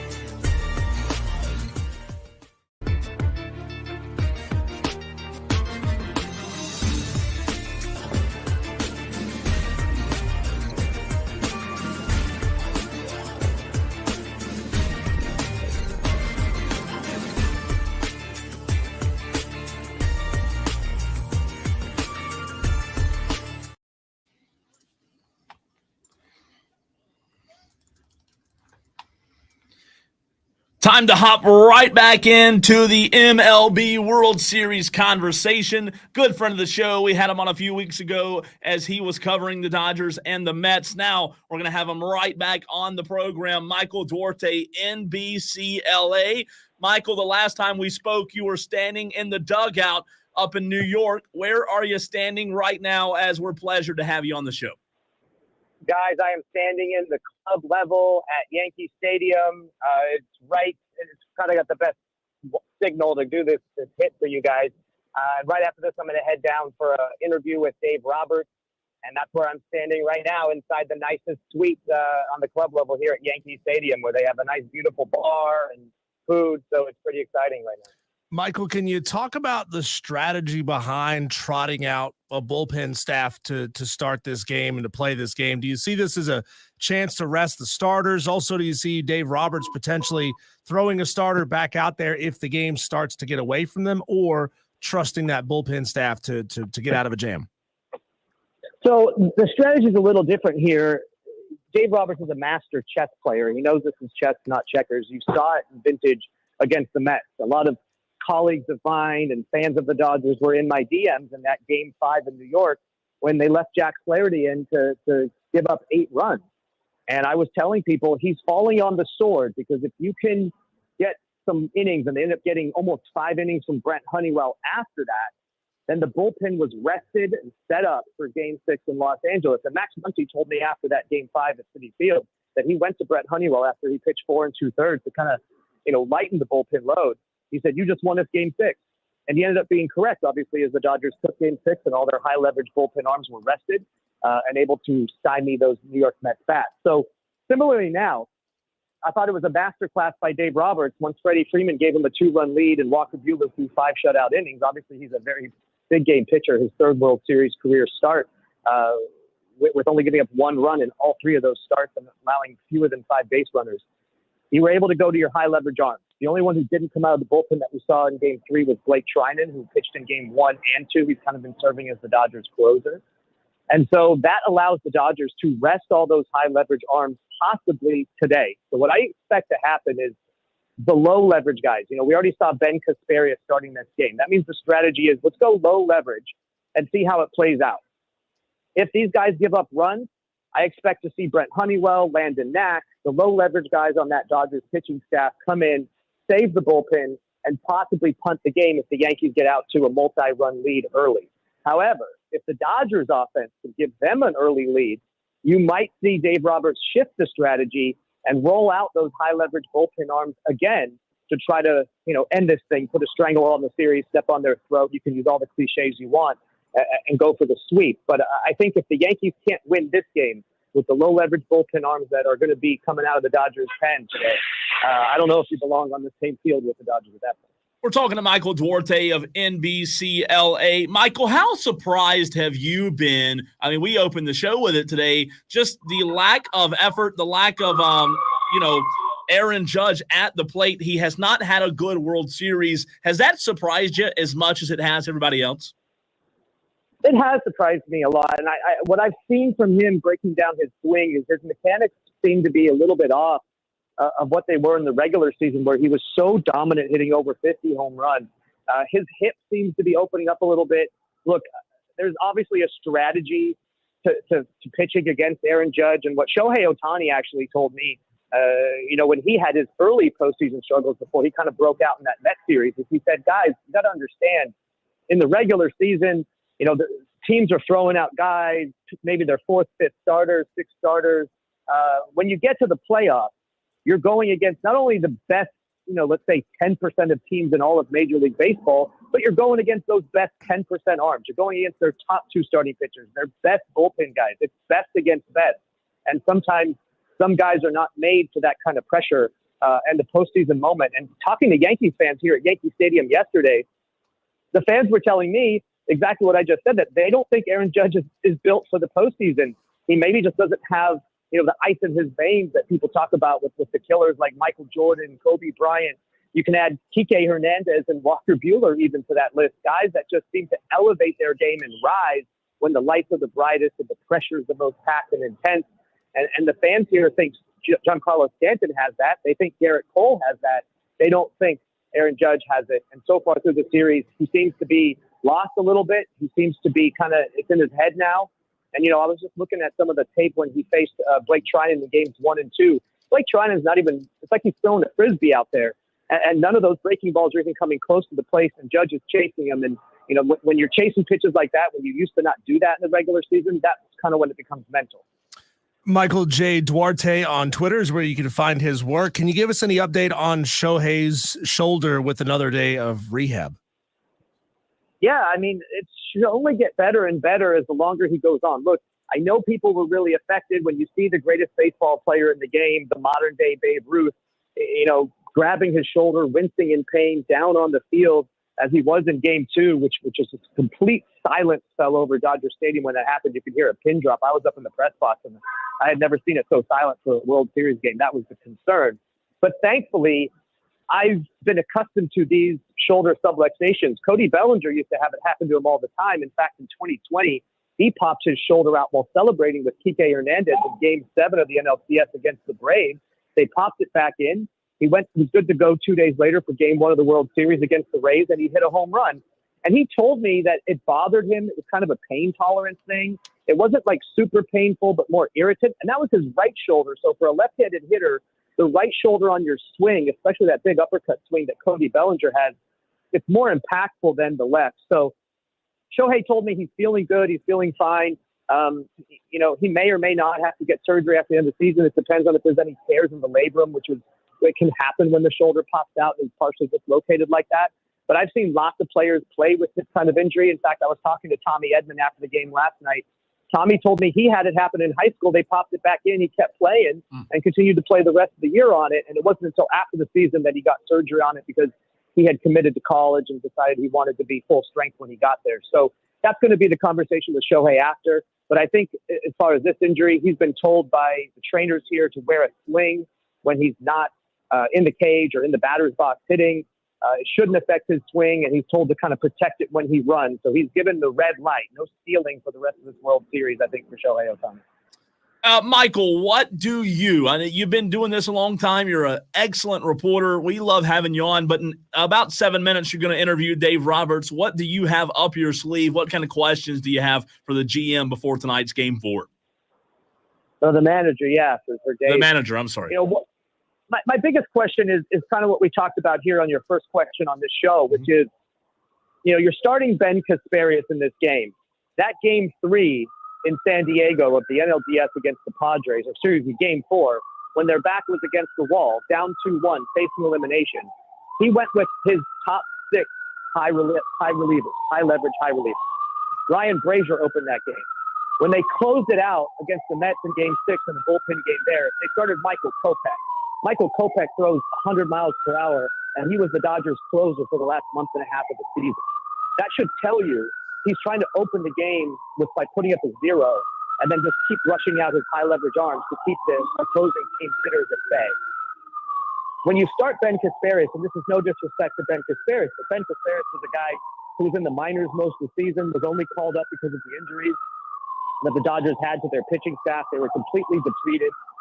When you start Ben Kasparius, you're essentially saying, well, let's see what we got. We don't want to use any of those high leverage guys because we're up 3-0 in the series. So my question to Dave is going to be, is the strategy the long game?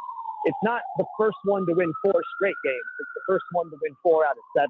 And I think Dave knows that. So my question would be, how does he plan to use the rest of the game in multiple scenarios? Do the Dodgers take an early lead? Then does he pivot and start throwing his high leverage relievers, which I think he would? If the Yankees take a big lead, does he throw in Landon Knack, Brett Honeywell, his low leverage guys, and punt this game to play for tomorrow in a Game 5 with Jack Flaherty back on the mound against Garrett Cole? These are the questions I'd ask. And then he doesn't want to talk about it, but if there's anyone who knows how a team can come back from a 3-0 deficit, it's Dave Roberts 20 years ago with the Boston Red Sox in 2004, stealing that base in Game 5 to spark that comeback.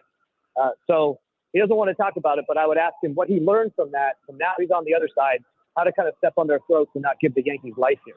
Michael Duarte joining us here on the Fan Upstate. We have a listener who just tuned in and found us today, Michael, from New York. So that siren that's going on behind you, that's more like white noise for him than it is a police siren. And we appreciate you being a pro who can do a radio interview through something like that. Yeah, I'm surprised you can still hear it in the stadium, but that's New York for you. So, Michael, my analysis, and I'm willing to admit when I'm wrong, and I couldn't be more wrong about this, was that the Dodgers team might be a little worn out from all this back and forth travel after having just had a series with the Mets, now doing it again with the New York Yankees. I know these guys are used to travel. I know that it's part of the gig, but are you surprised to this point at all that fatigue has not shown its ugly head at all for this team? No, not at all. And there's two things I would say about it. There is fatigue when you play long series and travel. I think that happened to the Dodgers in 2021 when they went a wild card game, then 5 games with the Giants, and then 6 games with the Braves. And it wasn't necessarily mental or physical fatigue as far as exhaustion. It was literal fatigue, as in Max Scherzer, the Dodgers starter back then, had arm fatigue and couldn't pitch in Game 6 of that series. Max Muncy had hurt his UCL in the final game of the season. He wasn't available. Clayton Kershaw wasn't available. It was the fatigue where you're just losing your guys, and then those injuries pile up, and you can't end up pulling it off when you go through long series. When it comes to this campaign, the 2024 campaign, I'll tell you something that was really interesting that the Dodgers told me, and this is kind of off the record, guys, but I'm going to share it with you. I won't share their names. Players told me the best team they've seen this postseason is the San Diego Padres. They were the more balanced team. They had 3 to 4 superstars in that lineup that could slug. They got guys who could hit for average. They had an amazing bullpen, especially 3 guys that were, all-star relievers for them. They played great defense. Manny Machado is a great example of that. They had great starting pitching. Dylan Cease, Michael King, among others. When they got past the Padres, when they went down 2-1 and came back and won that series, there was this huge sigh of relief against the team that we're going to do this now. We're going to beat all these teams. We're going to win the World Series. They looked at the other teams still left in the playoffs, still left in the tournament, and they said, none of these teams are as good as the Padres. We're going to roll through all these teams. And that's seemingly what's happened. And then the last thing I'll say to your question about fatigue, Max Muncy, again, he told me, we've already flown to New York from West Coast to East Coast across the country. And they actually had the strategy to fly out the night after Game 2. And they arrived here early morning, Game 3 on the off day. They had dinner together as a team. They celebrated. Whereas the Yankees chose to fly on that off day and not hold a workout. And they came in Sunday during the day, whereas the Dodgers arrived like early Sunday morning and had a whole day to rest and sleep. They've been doing it. They did it against the Mets. The Yankees hadn't flown further than Cleveland after their first playoff run. So it was the first time they had to do the East Coast, West Coast trip. And I think the experience actually was more important for the Dodgers than the fatigue factor you mentioned. Michael, fantastic stuff as always, man. We appreciate you hopping on with us. Have a great time tonight, and we'll see who wins Game 4. Sounds good, guys. I'm going to go say hi to Dave for you. That's Michael Duarte. Fantastic job, fantastic stuff as he's about to interview Dave Roberts, the manager of the Dodgers. Really appreciate him, Diesel, in a hectic day that he has. Right before you're interviewing the manager of the team that's about to win the World Series, what does he do? He makes time for you and I, Diesel, over here, or down here rather, in South Carolina. Appreciate him for taking the time. Always fantastic. Yeah, fantastic guest there, Cole. And man, baseball guys' abilities to pull names and stats and remember what happened in this series and that series and who the manager was and who played first base for that team in 2000. Like, it's unreal what these guys are able to do. So he's really talented, man. Yeah, really impressed with his work. And we of course, I think you should go give him a follow at Michael J. Duarte on Twitter. He'll obviously have a lot of fantastic content. And if the Dodgers do end up winning this World Series, which it looks like they are, very well poised to go and do. So, go give him a follow. And when you do, make sure you like his stuff, share his stuff, and let him know that, hey, I heard you on the Fan Upstate. That keeps him coming back. Like the guest, keeps him coming back. Absolutely does. I was really fascinated, Diesel, by what he said. Again, kind of off the record. He didn't name drop any names, which of course he didn't, but he did the right thing there. I was really fascinated with what he said about the Yankees, the Dodgers, and how they felt as if once they got past the Padres, they were cruising. They were on cruise control because, he's probably right. And those players that told him that off the record, without naming names, are probably right. The Padres are the better team than the Yankees. And the Dodgers felt like, hey, once we get past this series, and again, to his point, they were down 2-1. Once we get past this series, guys, It doesn't matter who we play. It doesn't matter if it's the big, bad Yankees. We're going to cruise, and that's exactly what the Dodgers have done. And I'll even say this, Diesel. Yes, it's a bullpen game tonight. Yes, Los Angeles isn't throwing an ace. However, if you asked me right now to place a bet on tonight's game, I just don't have a ton of faith in the Yankees right now. I mean, what have they done to show you faith? No, they're not hitting the ball well right now. Nobody up and down this lineup is hitting the ball well right now. So if you can go out there and get a win in Game 4 of the World Series and sweep the New York Yankees, essentially with your backup quarterback, that is flexing on the other team. And I appreciate the way that Michael put it there. He says, you know what, if we're going to trot this out there, and if the Dodgers end up not winning this baseball game, it's okay. We'll just be punting it away, getting back to when we can rest our starters just a little bit longer, give them another night to rest. You don't have to. You're in such a big lead right now. You don't have to have Game 4 of the World Series. Sweeping sounds great, but they don't care about that. They could be just as happy winning in 5, winning in 6. They don't think they want to win in 7 because then that makes things a little bit hairy. But, they're making the right moves, Cole, to keep this pitching staff fresh down the stretch if this thing extends a little bit farther. I'm with you. I don't think it's going to last long either. However, for our purposes, you and I talking about the World Series and for the fans out there that are baseball fans and about to have baseball season come to an end, wouldn't it be interesting if the Yankees won the night at home? Okay, the bullpen game gives them some confidence. Tomorrow night, the Yankees at home again, get the win. They fly back to L.A. All of a sudden, if you can get on that plane, it's a 3-2 series. And I'm not saying they come back and win it, but in terms of just having a series that's worthwhile, that's worth watching for Braves or for baseball fans, it would be, the antics would be nice to follow if they could somehow win tonight, maybe defend home field and win tomorrow, getting on that plane, going back to LA for what would be Game 6. I'm not saying it's going to happen, but boy, it'd be fun to cover. Look, these guys are flying in the lap of luxury. They're flying they're not flying commercial like the way the rest of us fly. They're flying in big old comfy chairs, but still traveling is exhausting. You don't think they're flying Spirit? No, I don't think they're flying Spirit. I don't think they want to take that kind of risk. You might not get your bags. You might show up with no baseball bats, no gloves when you get there. Cole, but the Yankees are making a couple of lineup changes tonight, trying to shuffle some things up just a little bit. Giancarlo Stanton was moved down from 4 to 5. He's switching with Jazz Chisholm, so they're trying to make a little bit of a hitting move, see if you can get something going there. Well, Jazz hadn't been good either. That's the problem. I know. It's like so you're not really doing a whole lot, right? You're not really doing a whole lot, and the only thing I don't understand the logic behind this. Thank God we have college football on the night.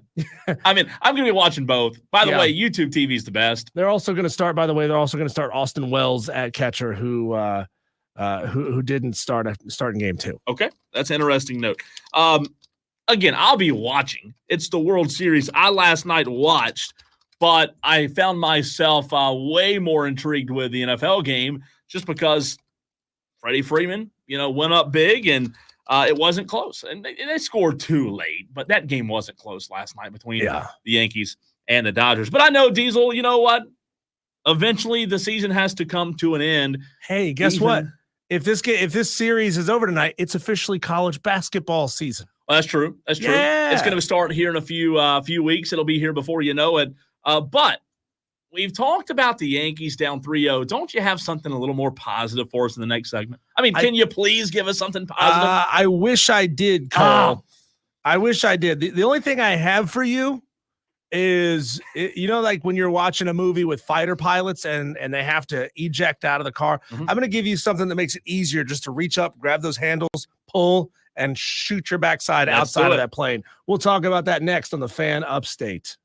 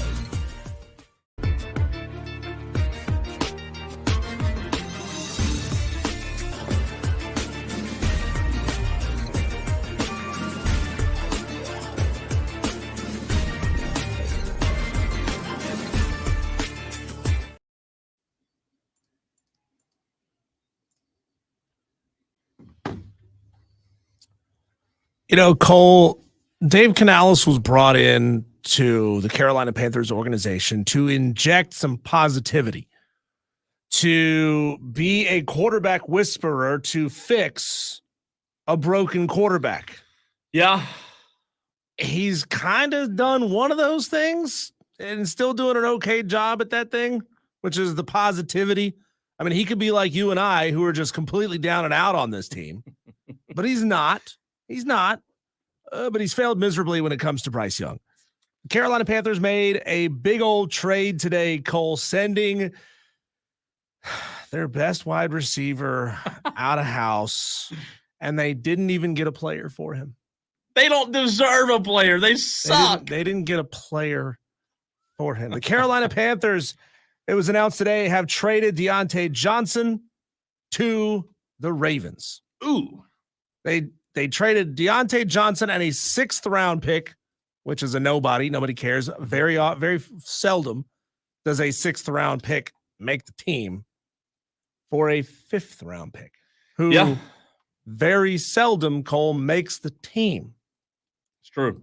This is a head scratcher for me, for the Carolina Panthers. Now, if you maybe there's something more built into this deal that we don't know about, but to my knowledge at this point, I haven't found anything that says the Baltimore Ravens are going to take some money off of the Carolina Panthers books, because sometimes they put that in the deal, right? Well, it shows that they're tanking. It shows that they're sellers. They have to be sellers at this point. But they don't. They're still losing in the net on this. They're losing a player and a prospect, and they're just getting back a slightly better prospect. It's a 2-for-1 deal, and you're on the wrong side of this thing, Carolina. The hell are you doing? We talked about it yesterday. Deontay Johnson's their best receiver. There's no doubt. I do believe the Panthers are in an interesting spot where, again, I believe I mentioned it last week. I don't know if it clears up cap space or not, but I'll tell you this. There's no point in having good guys on your roster, good team, or good players, rather, if you're just going to lose every game regardless. I don't know what their exact reasoning was with this trade, but at the end of the day, it doesn't matter in terms of, again, we're not looking at financials. If we're looking at solely wins and losses, it doesn't matter if they have them or don't. It wouldn't matter if they had Michael Irvin out there, Diesel. They stink. Doesn't matter who the quarterback is. They've got way bigger issues. Yeah, I mean, look, for Deontay, this is a good trade. I wouldn't call it an elite trade. It's not a perfect scenario trade for Deontay. Now, he's going to a really good team who stands a good chance to make a deep playoff run, probably not win the Super Bowl because, I mean, come on, it's the Ravens. They don't win Super Bowls with Lamar Jackson, but they do make it deep into the playoffs. They do make good runs. But the problem here, Cole, is, number one, they don't run 3 wide receiver sets very often this year. The Baltimore Ravens don't. And they don't actually throw the ball all that much. So I don't see how Deontay, who is going to get a whole lot of quality reps and catches with this team. I mean, look, there's a whole bunch of journeyman players who bounce here, bounce there. Yeah. This feels like he's just heading for that kind of career, where he gets traded around. He's added to a situation that's already going on to make it more attractive. But Cole, this one has me scratching my head all the way around for all parties, other than maybe Deontay just wants to, and he's an older wide receiver, right? Have him go to a team that stands a chance to win something. Yeah, I know. Again, you mentioned it. Baltimore sending a 2025 5th rounder to Carolina for a 6th rounder. Ian Rappaport reported it earlier today. It's a cheap price, though. On the flip side of it, Diesel, for the Ravens, when you look at what they're getting, it's a cheap price to add some depth. It's a cheap price to add a receiver as a weapon, right? Because we know from the Carolina Panthers standpoint that no deal is probably going to be a good deal at this point. But the Ravens, I mean, they're getting this guy to add to the offense with Zay Flowers. You mentioned Derrick Henry. They're running the ball a lot more. Mark Andrews, Isaiah Likely from Coastal Carolina. So for them, hey, we're getting a guy for almost free It adds depth at a very important position group so that Zay Flowers doesn't have to feel like he's 100% of the guy. Johnson was Diesel in the final year of his contract. So I don't know if he's a long-term guy for Baltimore or not, but it'll be interesting. He had spoken to ESPN a month ago and said that he liked being in Carolina, that he was interested in re-signing with the Carolina Panthers after the season. Well, then things obviously went very, very south. They lost a whole lot of football games, and I guess he's kind of over it. He's like, I don't want to be here anymore. Well, okay, it's not fun. I'm not having a good time. He wanted to be there if they were going to win. He got that Andy Dalton win and was like, oh, man, nice. This is nice. But it didn't last long. You know, the reality of it is for Carolina, we mentioned Diesel. If you're the Panthers GM, if you're Dan Morgan, you are in an interesting spot now where obviously you've got to sell tickets. You've got to put butts in the seats, and that's incredibly challenging right now with the product that's on the field. However, Dan Morgan has to almost, Diesel, in my opinion, be completely not focused on the product on the field and be 100% focused on what am I going to do in the offseason to make this team better, because we mentioned it last week. You just throw a dart right now at the dartboard. That's kind of where the problems are. You're going to hit a problem if you hit the freaking board. So you've got to start figuring out what you're going to do, get rid of some, cut some fat. Again, we don't know if it helped them financially or not and got some money off the board, but you've got to start focusing on the offseason. I hate to say that in the middle or at the end of October, but the offseason's already here for the Carolina Panthers. It's time to start figuring out now how you're going to be better for 2025. Texter gets in here at 71307, and he says, in addition to the pick swap, Baltimore will only eat $676,000 of his contract. Ooh. Panthers will eat the other $3 million. How about that? God, so they're just getting their asses kicked at every phase of this trade. I mean, if you want to take that trade where they take, essentially $700K off of your plate, then I'm like, I need a third and a fifth. Yeah. You would third and a fifth for the guy, but taking just a fourth, it doesn't compute to me. Well, again, what do the Panthers actually do that does make sense? That's true. I just don't know what their end goal. Like, I would love to ask Dan Morgan, not only what are your goals right now, because I don't want to hear the winning game. What are your end goals for the 2024 season? Because you're not competitive. You've got one win on the season. Yeah. You've got to figure out now what your end goals are so that this Panthers fan base, when the draft comes around, just like last year, Diesel, it doesn't seem like it was long ago, because it wasn't. You and I in April were sitting at Dave & Buster's trying to figure out what the Panthers should do. They took Xavier Legette. Yeah, he's a good receiver, but a guy at a receiver position isn't turning the franchise around. It almost, and I hate to be this negative for Panther fans out there, it almost feels like they need like 4 drafts in the month of April in 2025 to actually rebuild this roster. They need some compensatories. Yeah. They need all kinds of stuff. They need all the help that they can get. Cole, it's not a good look when Dave Canales is fielding questions in the post-game press conference after the Denver game, being asked why Deontay Johnson didn't play in that game. He was injured. Played the week prior with a rib injury, and he was asked if he kept Deontay Johnson out to protect his trade value, and he said, "Yeah, you're gonna have to talk to Dan about that." That's not a good look. So it's pretty obvious at that point that it's not gonna work out for the Carolina Panthers. That he's not gonna stay with the Carolina Panthers.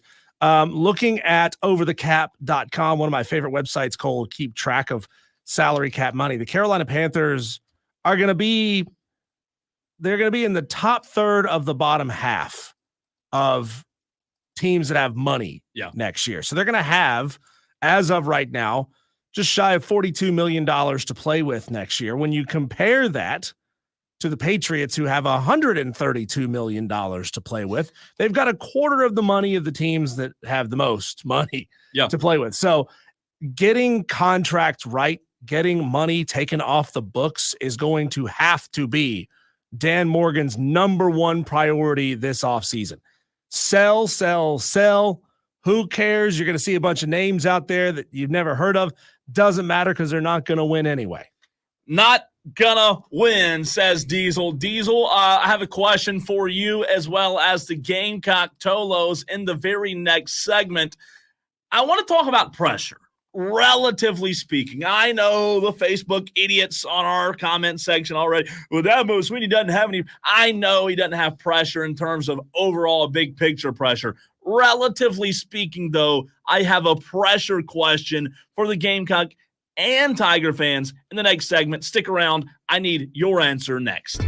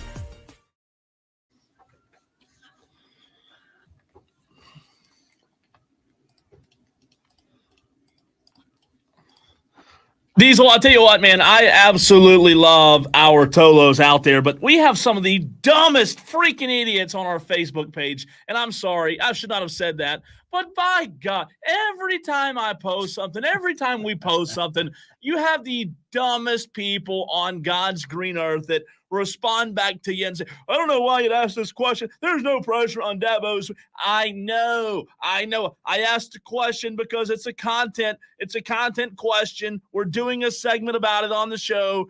But, Clemson fans, every fan base has these fans, Diesel, but man, are they quick to be defensive of their coach in a heartbeat. You can't even ask a freaking question anymore. Well, you hope, Cole, that you can get people to explain why there's no pressure on Dabo Swinney. Instead, they just say, you guys are a bunch of idiots for even asking a question like this. Who do you think you are asking a question?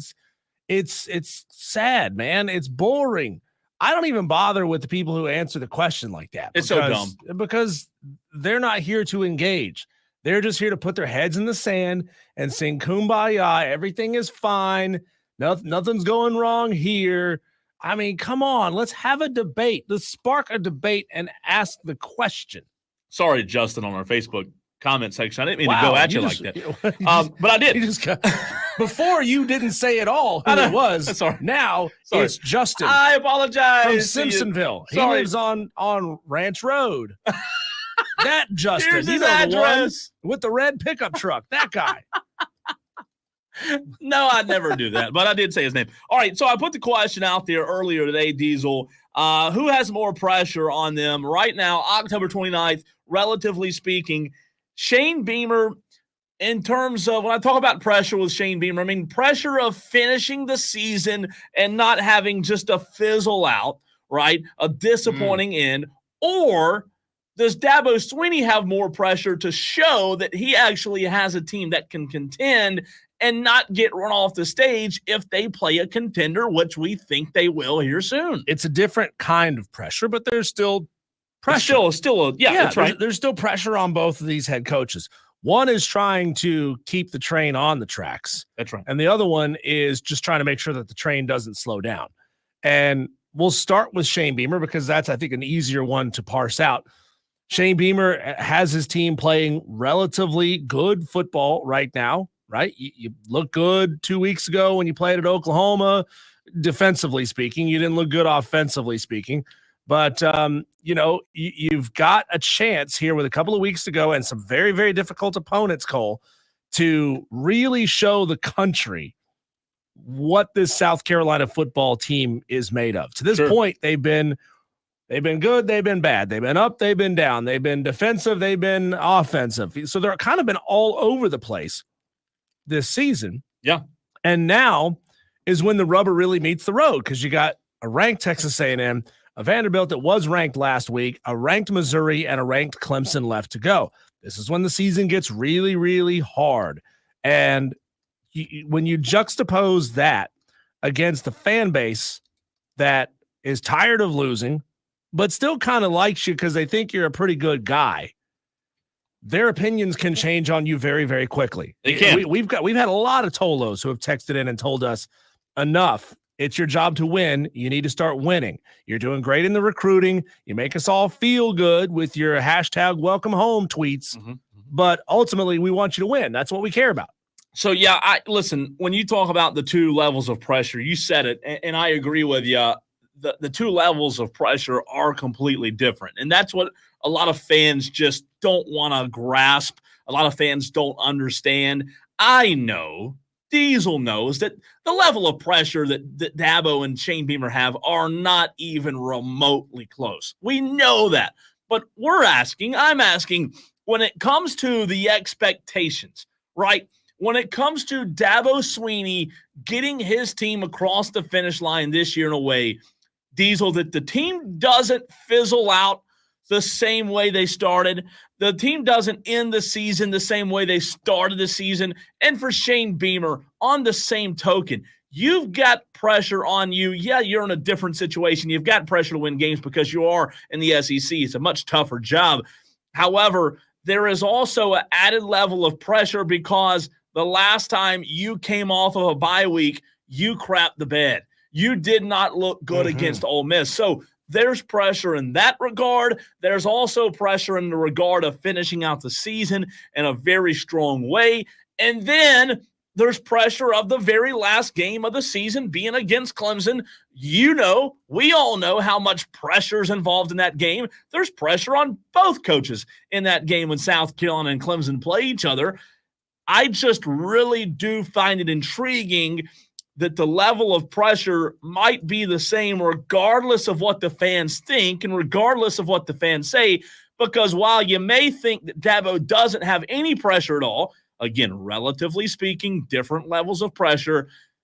If Dabo Swinney, Diesel, if he ends the season the same way he started the season, Clemson fans are not going to have a good feeling going into the offseason and coming back and running this thing back in 2025 if there's no substance at the end of the season. With Dabo and Clemson, the pressure is on you to remain perfect down the stretch because we know the national punditry doesn't think highly of the ACC. You know, you can look at the AP top 25.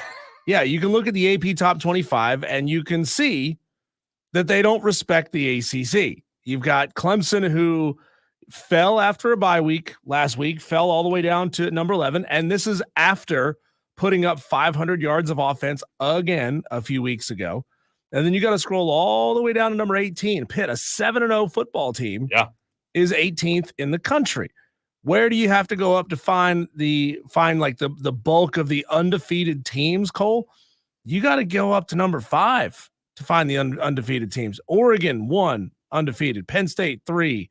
Miami, 5. BYU, 9.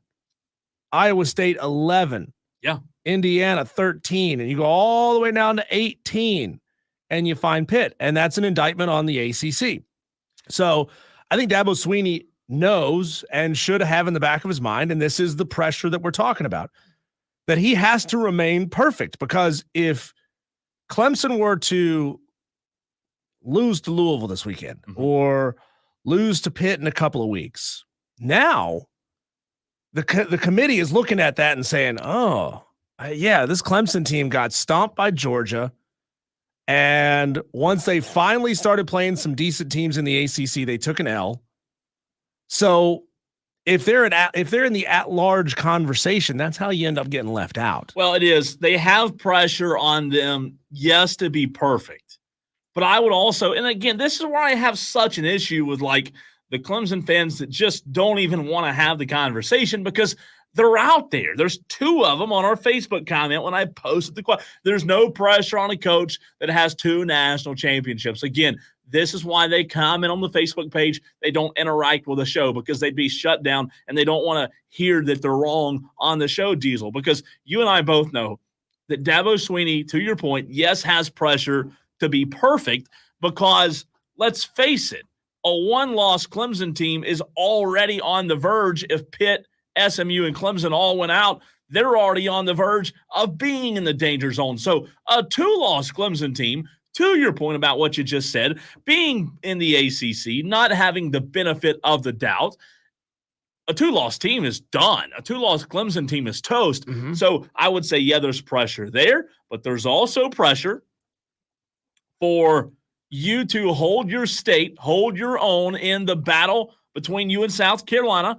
And then the third level of pressure, I would say, is also, and again, these levels of pressure are not the same, not only in terms of what South Carolina has, but in terms of the same to each other. But that third level of pressure, I would say, Diesel, is the pressure of once you get past being perfect, once you get past the South Carolina game, once you get to the ACC championship and show that you're the class of the ACC, in my opinion, there's now a third level of pressure to show that you are not who you were back in August when you went to Atlanta and couldn't score for the second straight time against Georgia. You've got to show that you can not only compete, but win a playoff game. Because if Clemson poops the bed in the postseason and doesn't win a playoff game, assuming they beat Miami, Diesel, and get there, I don't think you've really learned much about this Clemson team that started with a loss to Georgia, ran roughshod on the Sisters of the Poor, and then once they got into the playoffs again,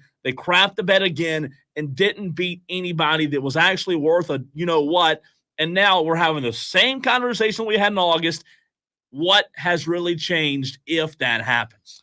Well, we also haven't discussed the fact that, Shane Beamer no longer can hide behind, well, it's my offensive coordinator's fault, because he's been through multiple offensive coordinators at this point.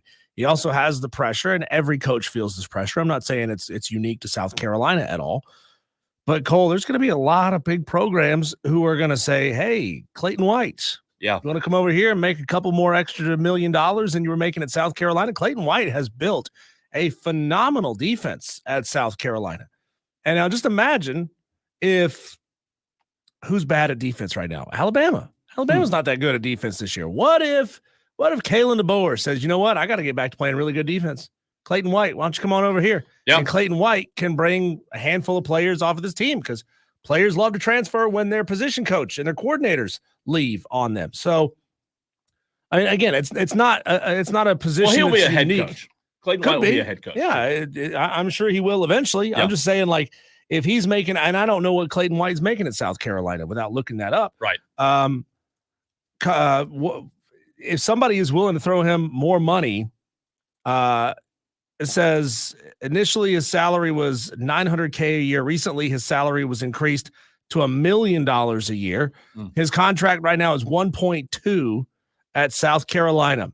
You telling me that Alabama's not going to throw $2 million at him? Sure. You telling me that somebody else who's not good at defense right now, but is in a big time program like Miami? What if Miami said, hey, guess what? Clayton White, we can't stop anybody. And Clayton White came from the ACC. He played at NC State. What if Miami says, hey, Clayton White, we want to throw $2.5 million. We'll double your salary to come down here to Miami. We already have an amazing offense. Well, why don't you come down here and bring your defense and bring half your players with you? That's pressure. There is. No matter what anyone says. And again, when you have good defense coordinators, that's going to happen. When you have good coordinators in general, that's going to happen. And like I said, I think one day, I don't know how soon, but Clayton White, in my opinion, will be a head coach. And he's going to have calls this year because of the job that he's done. And another added element of pressure that we haven't gotten to yet. Again, that's why I go back to, you have to keep it relative, but you also have to pull back the curtain. Shane Beamer and the pressure, Diesel, that he has on him to keep guys like Dylan Stewart, to keep these really good players that have performed so well in 2024, because we all know that just as this year has shown, South Carolina's improving. Their defense is getting better. They have a good DC. Quarterback's not playing bad. We all know that just as quickly as South Carolina's gotten better, they can just as quickly fall if Clayton White were to go, if you lose Dylan Stewart, if somebody offers, one of your best defensive players a lot more money, your offensive line's still not better because you won't put Sean Elliott in the right job, and all of a sudden your offense, your wide receivers, maybe they get a little bit better. But that's the SEC. That's my point. Another added layer of pressure. Just as quickly as you can rise, Diesel, you can fall just as quickly. So I would say ultimately Beamer has more pressure than Dabo.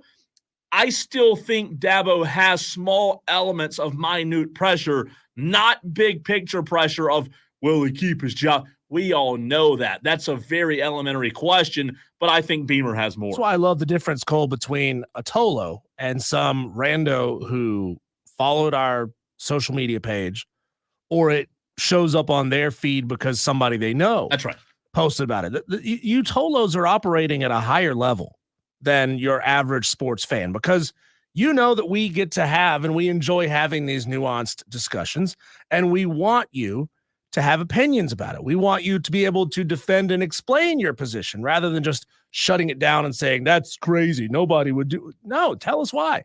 Tell us why we're wrong. Yeah. We want to debate you. Like, that's the whole point of social media and of raising interesting questions, is we want to debate you. We don't want to tell you that we're smarter than you. We don't want to tell you that we're righter than you, not to take the name of the show from Bill Ryder. Just saying, we want you to have a conversation with us because it's entertaining. It's interesting. Sometimes you ask rhetorical questions, or you ask sometimes even silly sounding questions because you know it's going to spark a debate. Yeah. And that's why you set things up. I do wonder from South Carolina Gamecock fans, and as we're approaching here the tail end of the segment, text in 71307. Start your text with keyword fan. Let us know, Tolos, if South Carolina does falter down the stretch and they lose a handful of these games. There's no way they go winless against the remaining four they'll beat Wofford. Power teams. They'll beat Wofford. Yeah. Power let's just say they go 2-2. Are you still going to feel some special kind of way about Shane Beamer that you felt over the last 2 or 3 years? With the remaining four core programs, Power 4 programs, rather. Yeah, with Clemson, Vandy, Missouri, and A&M. Yep. Yeah, let's just say you go 2-2 in those games. Which is a possibility. It matters which one you win and lose. Let's just say you beat A&M and Vandy, or let's just say you lose to A&M and Clemson. You beat Vandy and Missouri, which, hey, going 2-2 down that stretch is a good feeling, right? Because you throw in a third. It's going to get you to a bowl. Yeah, it's going to get you to a bowl game. But you haven't beaten the good programs while they're good, right? You're beating now a down Missouri, and you're beating a Vandy that is a good story this year, but has kind of hovered right there in that 22, 23, 24, 25 range, and then falling out and could possibly jump back in. I think Vandy beat South Carolina. They jump back into the top 25. I'll tell you what, last week I actually said, it's funny you bring that up, because right now they're 4-3. Mm-hmm. South Carolina is. I think they lose to Vandy. Oh, excuse me. Let me back up. I think they lose to A&M this week. I said Vandy by mistake. I think they lose to A&M at home. I think they beat Vandy. So after Vanderbilt, we're split. So we're 5-4 now. I think they beat Missouri 6-4. You beat Wofford 7-4. I think they lose to Clemson 7-5. So obviously still bowl eligible +1. You could still have an opportunity with a bowl win to get to 8 wins. So the reality, 8-5, that would be a successful season compared to what you've gone through in the past couple of years, and compared, in relative term to being in the SEC, the toughest conference there is.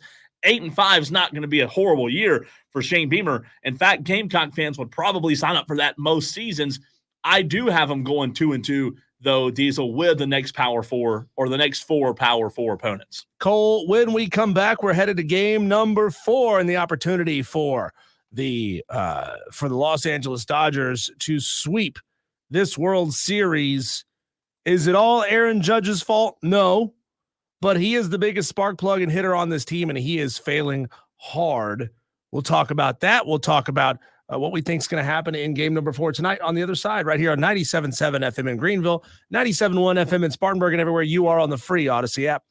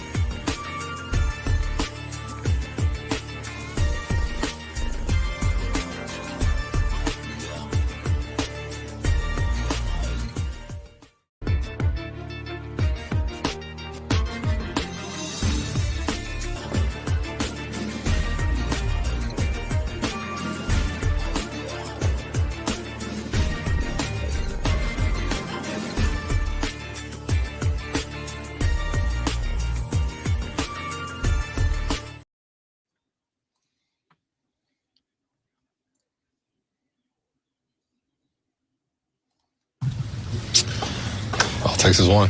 It takes us one swing, one at bat. One play, everything changes for us. So that's just the mindset you got to have going into this. And like I said, it just takes one game. Are you surprised this team is in this situation right now?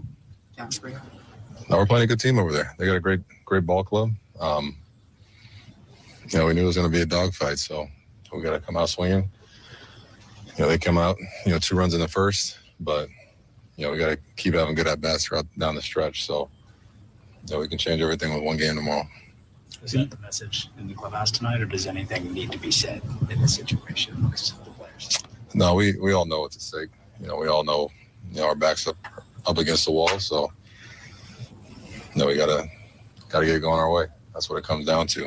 We got a lot of veteran guys in here, been there, done that before. So, we just gotta lean on each other, keep playing the game that we played all year long, and the game that got us into this position. So, like I said, it just takes one game. How did you feel to play tonight yourself? We didn't get any hits, didn't drive anybody in, but I gotta get something done up there. Aaron Judge has struck out 20 times in this postseason. Cole, is that a lot? Yeah, it's quite a few.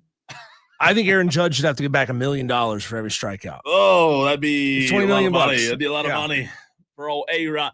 He didn't sound, like he gave the right answers there. He's a smooth guy. He is, but he didn't sound confident. Oh, you gotta win one game. I mean, just I'll take. He sounds like a guy who knows they're about to get swept. He knows. He's already booked his vacation in the Dominican. Are you kidding me? I'm gonna take a $20 million trip. Yeah, he knows it's over. I think he knows. Look, he said it a minute ago. We got here. We had a good season. But there's no way. And I know you and I are radio hosts who sit in the studio and are not playing the actual game. But you can't convince me that a guy that's playing the game down 3-0 against the best team in baseball actually has actually believes that his team has a chance of putting together what's never been done. Have they thought about maybe giving him a massage, put him in a dark room? This isn't Deshaun. Anything, this is Aaron Judge. Anything to just loosen him up a little bit. He's 6 for 43 this postseason, Cole. He's reaching a lot. He's chasing balls more than he normally does. Well, you heard Michael Duarte earlier say that he felt like Aaron Judge's swing was different in the postseason than it was during the regular season. And again, I thought that goes back to how good baseball guys are. I thought Michael Duarte hit the nail on the head there talking about Aaron Judge, Diesel. He said, look, good pitchers know how to pitch to good hitters differently in ways that they didn't see in the regular season, talking about opening his hips up a lot more. And Michael Duarte might be onto something there. So he hasn't, regardless of if it's him or the opposing pitchers that are really doing a good job, he has not been relevant in the postseason. Cole, I mean, look, we have all put a lot of this on Aaron Judge, and he deserves a tremendous amount of public criticism for disappearing in the World Series. But the other players on his team deserve a lot of hate as well. Juan Soto deserves some pressure. Jazz Chisholm deserves some pressure. 100%. There's so many good guys on this team, good hitters on this team, Cole, who have just completely disappeared. Giancarlo Stanton, Gleyber Torres, all good hitters who have all gone ice cold. And you can't explain it sometimes why the entire team gets the yips. It just happens. Well, it's like I said earlier in the show, just as baseball guys know that hitting is contagious, not hitting is just as contagious. And that's true. We talked about it with the Atlanta Braves all season long. How frustrating was it that the Atlanta Braves would be red hot for a series and then ice cold the next series? It really is. And again, we've talked about it several times already, but I do think that I do think that Aaron Judge kind of realizes that the writing's on the wall here. It's over. It's over. It's over. Also have audio from Aaron Boone, another Aaron, but this was Aaron Boone last night after Game 3. Aaron, the offense really has not produced yet this series, just 4 for 20 with runners in scoring position. Why do you think it has been a struggle for those guys? Yeah, just haven't done that, and we've hit a couple balls in the seats probably in the first few, and then Doogie tonight to finish it there. But we got to find a way right now. I feel like Buehler and Yamamoto did a good job of taking a lead and really attacking and getting ahead, and because I felt like in both games, Yamamoto and Buehler early on, we were making them work a little bit. They were a little bit in and out of the zone, and then once they got that lead, they did a good job of attacking and kind of grabbing the count leverage. So, we got to find a way to grab one. We got to find a way to hopefully try and get a lead. But either way, we got to just, really focus on the next play and trying to get a win. Other questions for Aaron? Barry? Cole, if I was a Barry's taking a little long to answer the question or ask a question. If I was a manager, I wouldn't last long, because I couldn't deal with the media asking asinine questions like 4 for 20 with runners in scoring position. Why do you think they're not hitting the ball? I don't know. Like, the difference is a millimeter. A difference between a home run and a pop fly to deep center field is a millimeter the bat being ahead of where it is, behind to where it is, above, below, whatever it may be. Yeah, I don't know. They're not hitting the ball. They're not hitting the ball. You know it. Everybody knows We've taught them all season long. You've seen it all season long. You've enjoyed all season long them hitting the ball very well, and all of a sudden, bam. But you know what? It's got to suck. Like, to get to the World Series, Diesel, and have an incredible season. The Yankees are back. It's been 3 decades, it feels like, not quite, but almost, since the Yankees have been good, since the Yankees have been relevant, especially in the postseason. Right, this could have kicked off a whole new era of dominance from the Yankees. Not only can you not win the World Series, not only can you not win a game, you can't score runs. You can't get base hit. You can't put runners on base. Forget run support. You can't even get the – you can't even hit Freddie Freeman in the back so he can't hit a home run. Start throwing at his head or something, man. I mean, just walk him. My gosh, if he homers tonight, I swear, there's no way at some point you've got – and again, with it being a bullpen game, maybe their strategy pitching around Freddie's different. But you can't just go out there and just continue to throw them lobs and let them continue to park it in the right freaking field stands, because that's what he's done the first 3 weeks, or the first 3 games, rather. Texter, this is from CJ from Greer, says Yanks base running and defense is just as bad. It's not good. Nope. Not good. Do you have one more for us? I have one more piece. I don't know what Barry said, but let's see what Barry asked Aaron. He's at the point here where the struggle is so complete that he's not going to be able to bust out of it at this point? No, I don't believe that. So basically, Barry's asking Aaron Boone if he thinks Aaron Judge is so far down, he's not going to be able to bust out of it. Be able to bust out of it at this point? No, I don't believe that. What do you think he has to do for it to happen? Come ready to go Hit tomorrow. The ball. He's Aaron Judge, and just continue to work and hopefully get on time and connect on some. Look, it's a difficult job, Cole, asking major sports figures like managers of the New York Yankees in the World Series. Yeah. Interesting and compelling questions. And eventually you get to the point where you're kind of out of questions. How do you keep asking the same questions week in and week out? And it's funny, Cole, we talk off the air a little bit. There are guests that we bring on who cover certain teams here in the area that have been so consistently good that it's not really all that interesting to talk about. And with this team, with the Yankees, they've been so consistently bad that everybody's just sort of throwing their hands up in the air like, oh, coach, Aaron no hit ball. Why Aaron no hit ball? Aaron sad? How fix we? That's kind of the questioning that you get to, like, hey, is he? Can you give him something to perk him up just a little bit? Nothing. Scott says this Yankee abuse has to stop. It hurt my feelings, guys. Sorry, Scott. Well, hey, if you need it's not us abusing them, if you need your feelings abused a little bit more, tune in tomorrow for the Wire to Wire Upset Picks Challenge. That's true. And Scott, if you are in this challenge, and I believe you are, because I think I've seen your name before. If you want to be abused just a little bit more, be a part of that. And make sure your team doesn't lose game 4. How about that? Speaking of being abused, Cole, we're going to whip around some audio that we haven't had a chance to get to this week. on the show. This one made me laugh so hard yesterday. This is audio from the post-game interview with Aaron Rodgers being asked if the loss that they suffered this weekend to the Patriots was a moment of darkness. And I feel like whoever this reporter was, funny guy, asking Aaron Rodgers about darkness and what he knows.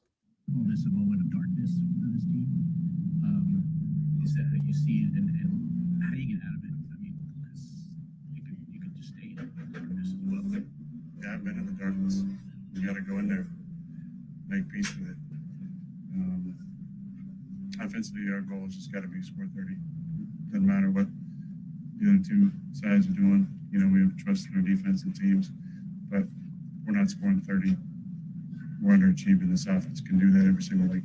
They suck right now. We got to go shake hands with the darkness. And was that being recorded on a recorder from 1914? We got to make out with the darkness. We gotta make I wish our kissing cousins with the darkness. And look, not to get on a tangent here, because I know we have to hit a break and you got more audio. I wish the media would agree to just stop bringing his name up. Let's all agree, don't bring his name up. Don't cover him. He's not good. His team's not good. Freaking quit talking about watching him fail at this What point. other 2-win team, though, are we talking about? So here's the thing. Number one, it's funny because Aaron went on his darkness retreat. Didn't help. Yeah. Number two, he keeps saying dumb things like, hey, we gotta be friends with darkness, which makes me think of this other Batman villain who loved the darkness too. Oh, you think darkness is your ally? You merely adopted the dark. I was born in it, molded by it. I didn't see the light until I was already a man. By then it was nothing to me but blinding. It's been a long time since I've heard that audio. Like a long time. That's a great movie. I mean, you were like, oh my word, taking you back, huh? Yeah, it's been a very what movie was that? That was Batman. Which Batman? That was Batman. One of the early ones, right? The Dark Knight Rises. Oh, was it? That was the Dark Knight Rises. I can't remember. Tom Hardy was Bane. Yeah. You ask Aaron, are you in a position of darkness? Gotta be friends with the darkness. Gotta open up the door and walk through the darkness. Isn't that unbelievable? Come that on, we're still Aaron. giving this clown the media attention. But it's Aaron Rodgers, so it doesn't matter if they lose out. They're still going to talk about him. Diesel, coming up next, it's time to talk to our high school Fan Upstate Player of the Week from Week 9, Cam Smith of Spartanburg. He had a fantastic night on Friday against Burns. We talk to Cam next.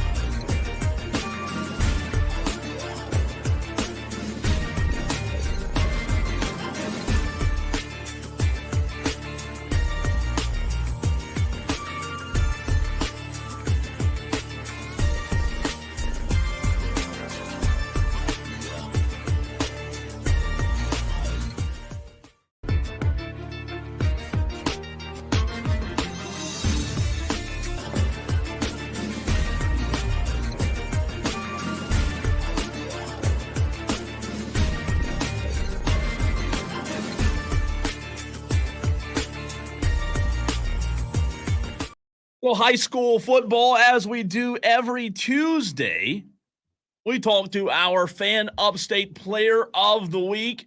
Want to bring in Cam Smith of Spartanburg High School, who had a fantastic performance on Friday night.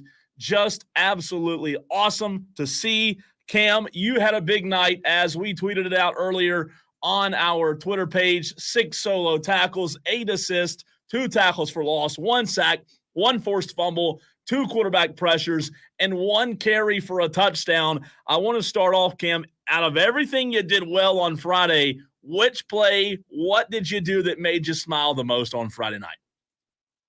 The strip sack, because causing more turnovers was something we definitely wanted to do as a defense. And when I did that, it just lit up the crowd. The sideline went crazy. It was fun. Cam, you held Burns to 14 points while the offense, man, they gave you a whole lot of, to mix metaphors here, run support on the offensive side of the football, put up in 58 points to the 14 that you gave up.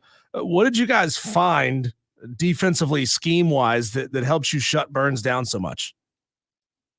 We knew if we could get pressure back down the quarterback, he wouldn't have time to throw the ball because they got some fast guys at receiver. So we knew if he couldn't throw the ball, they couldn't score.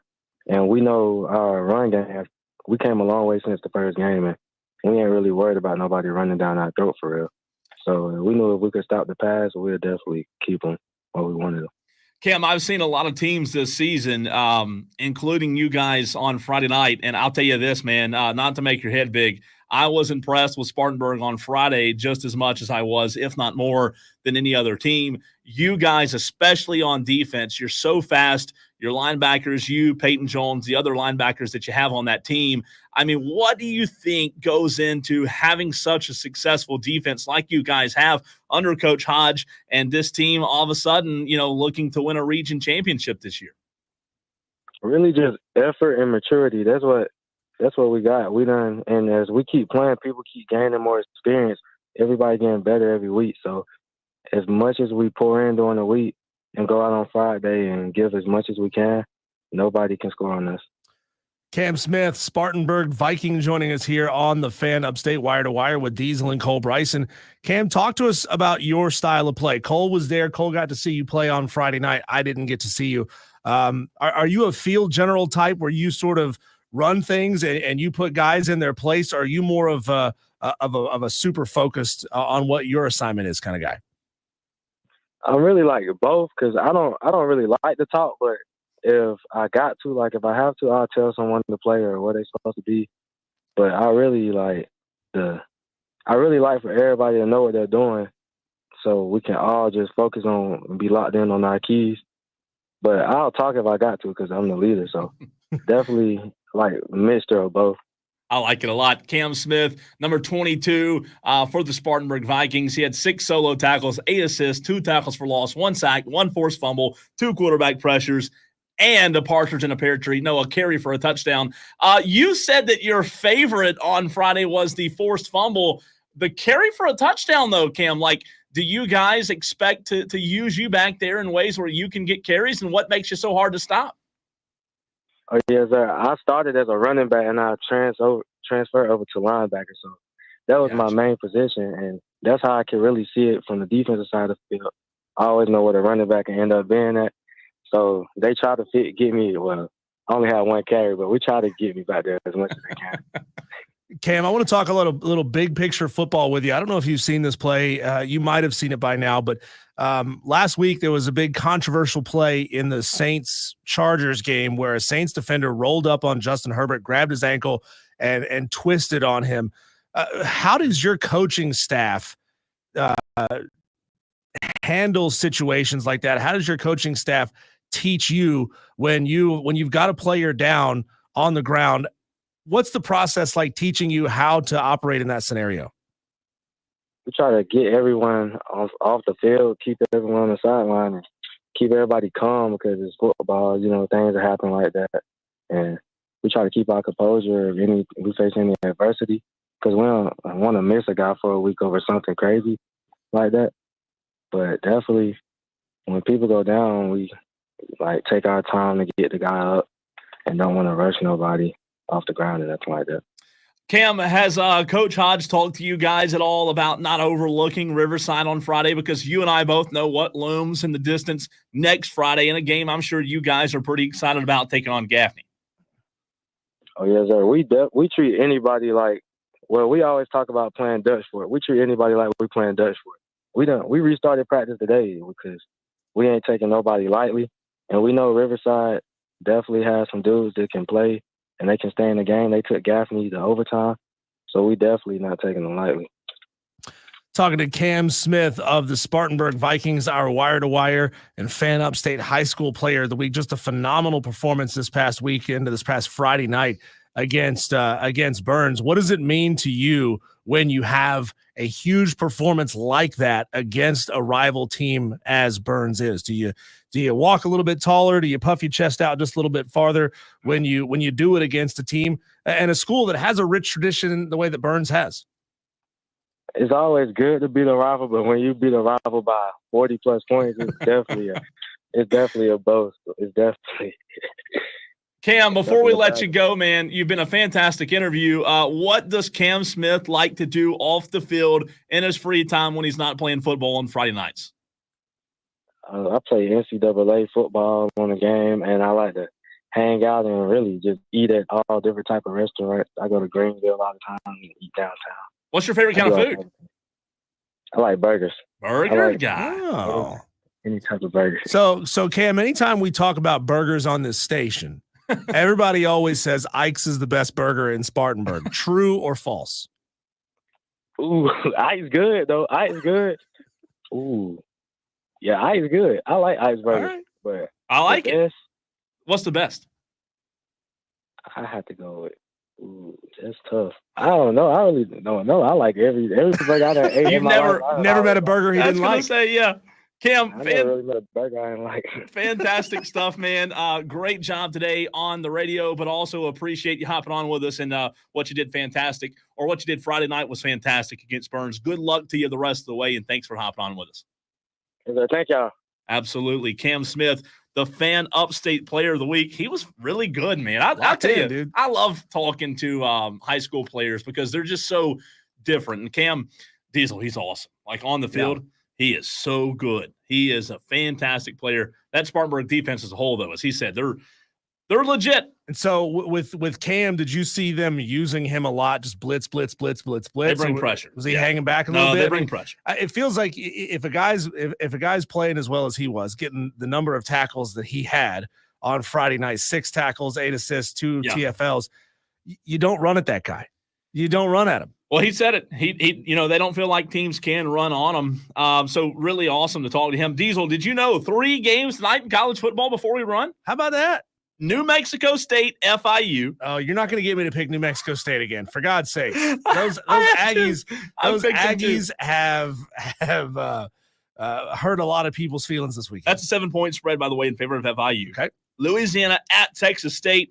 Ooh. Texas State favored by 4. That could be a good game. That really could be. Louisiana's a good team. And then Louisiana Tech, Sam Houston at 8. I'll take the middle game, though, at 7:30 between Louisiana and Texas State. You're taking who is the winner? I think Louisiana gets it done on the road. They're getting votes in the AP. No, I do too. They're 6-1. They're really good. I don't know why they're the underdog. Texas State's 4-3. Give me Louisiana. Give me the underdog. I like it. Let's go underdog tonight. Go Louisiana. That's a tough one. Mascot? Raging Cajuns. Yeah. Texas State Bobcat.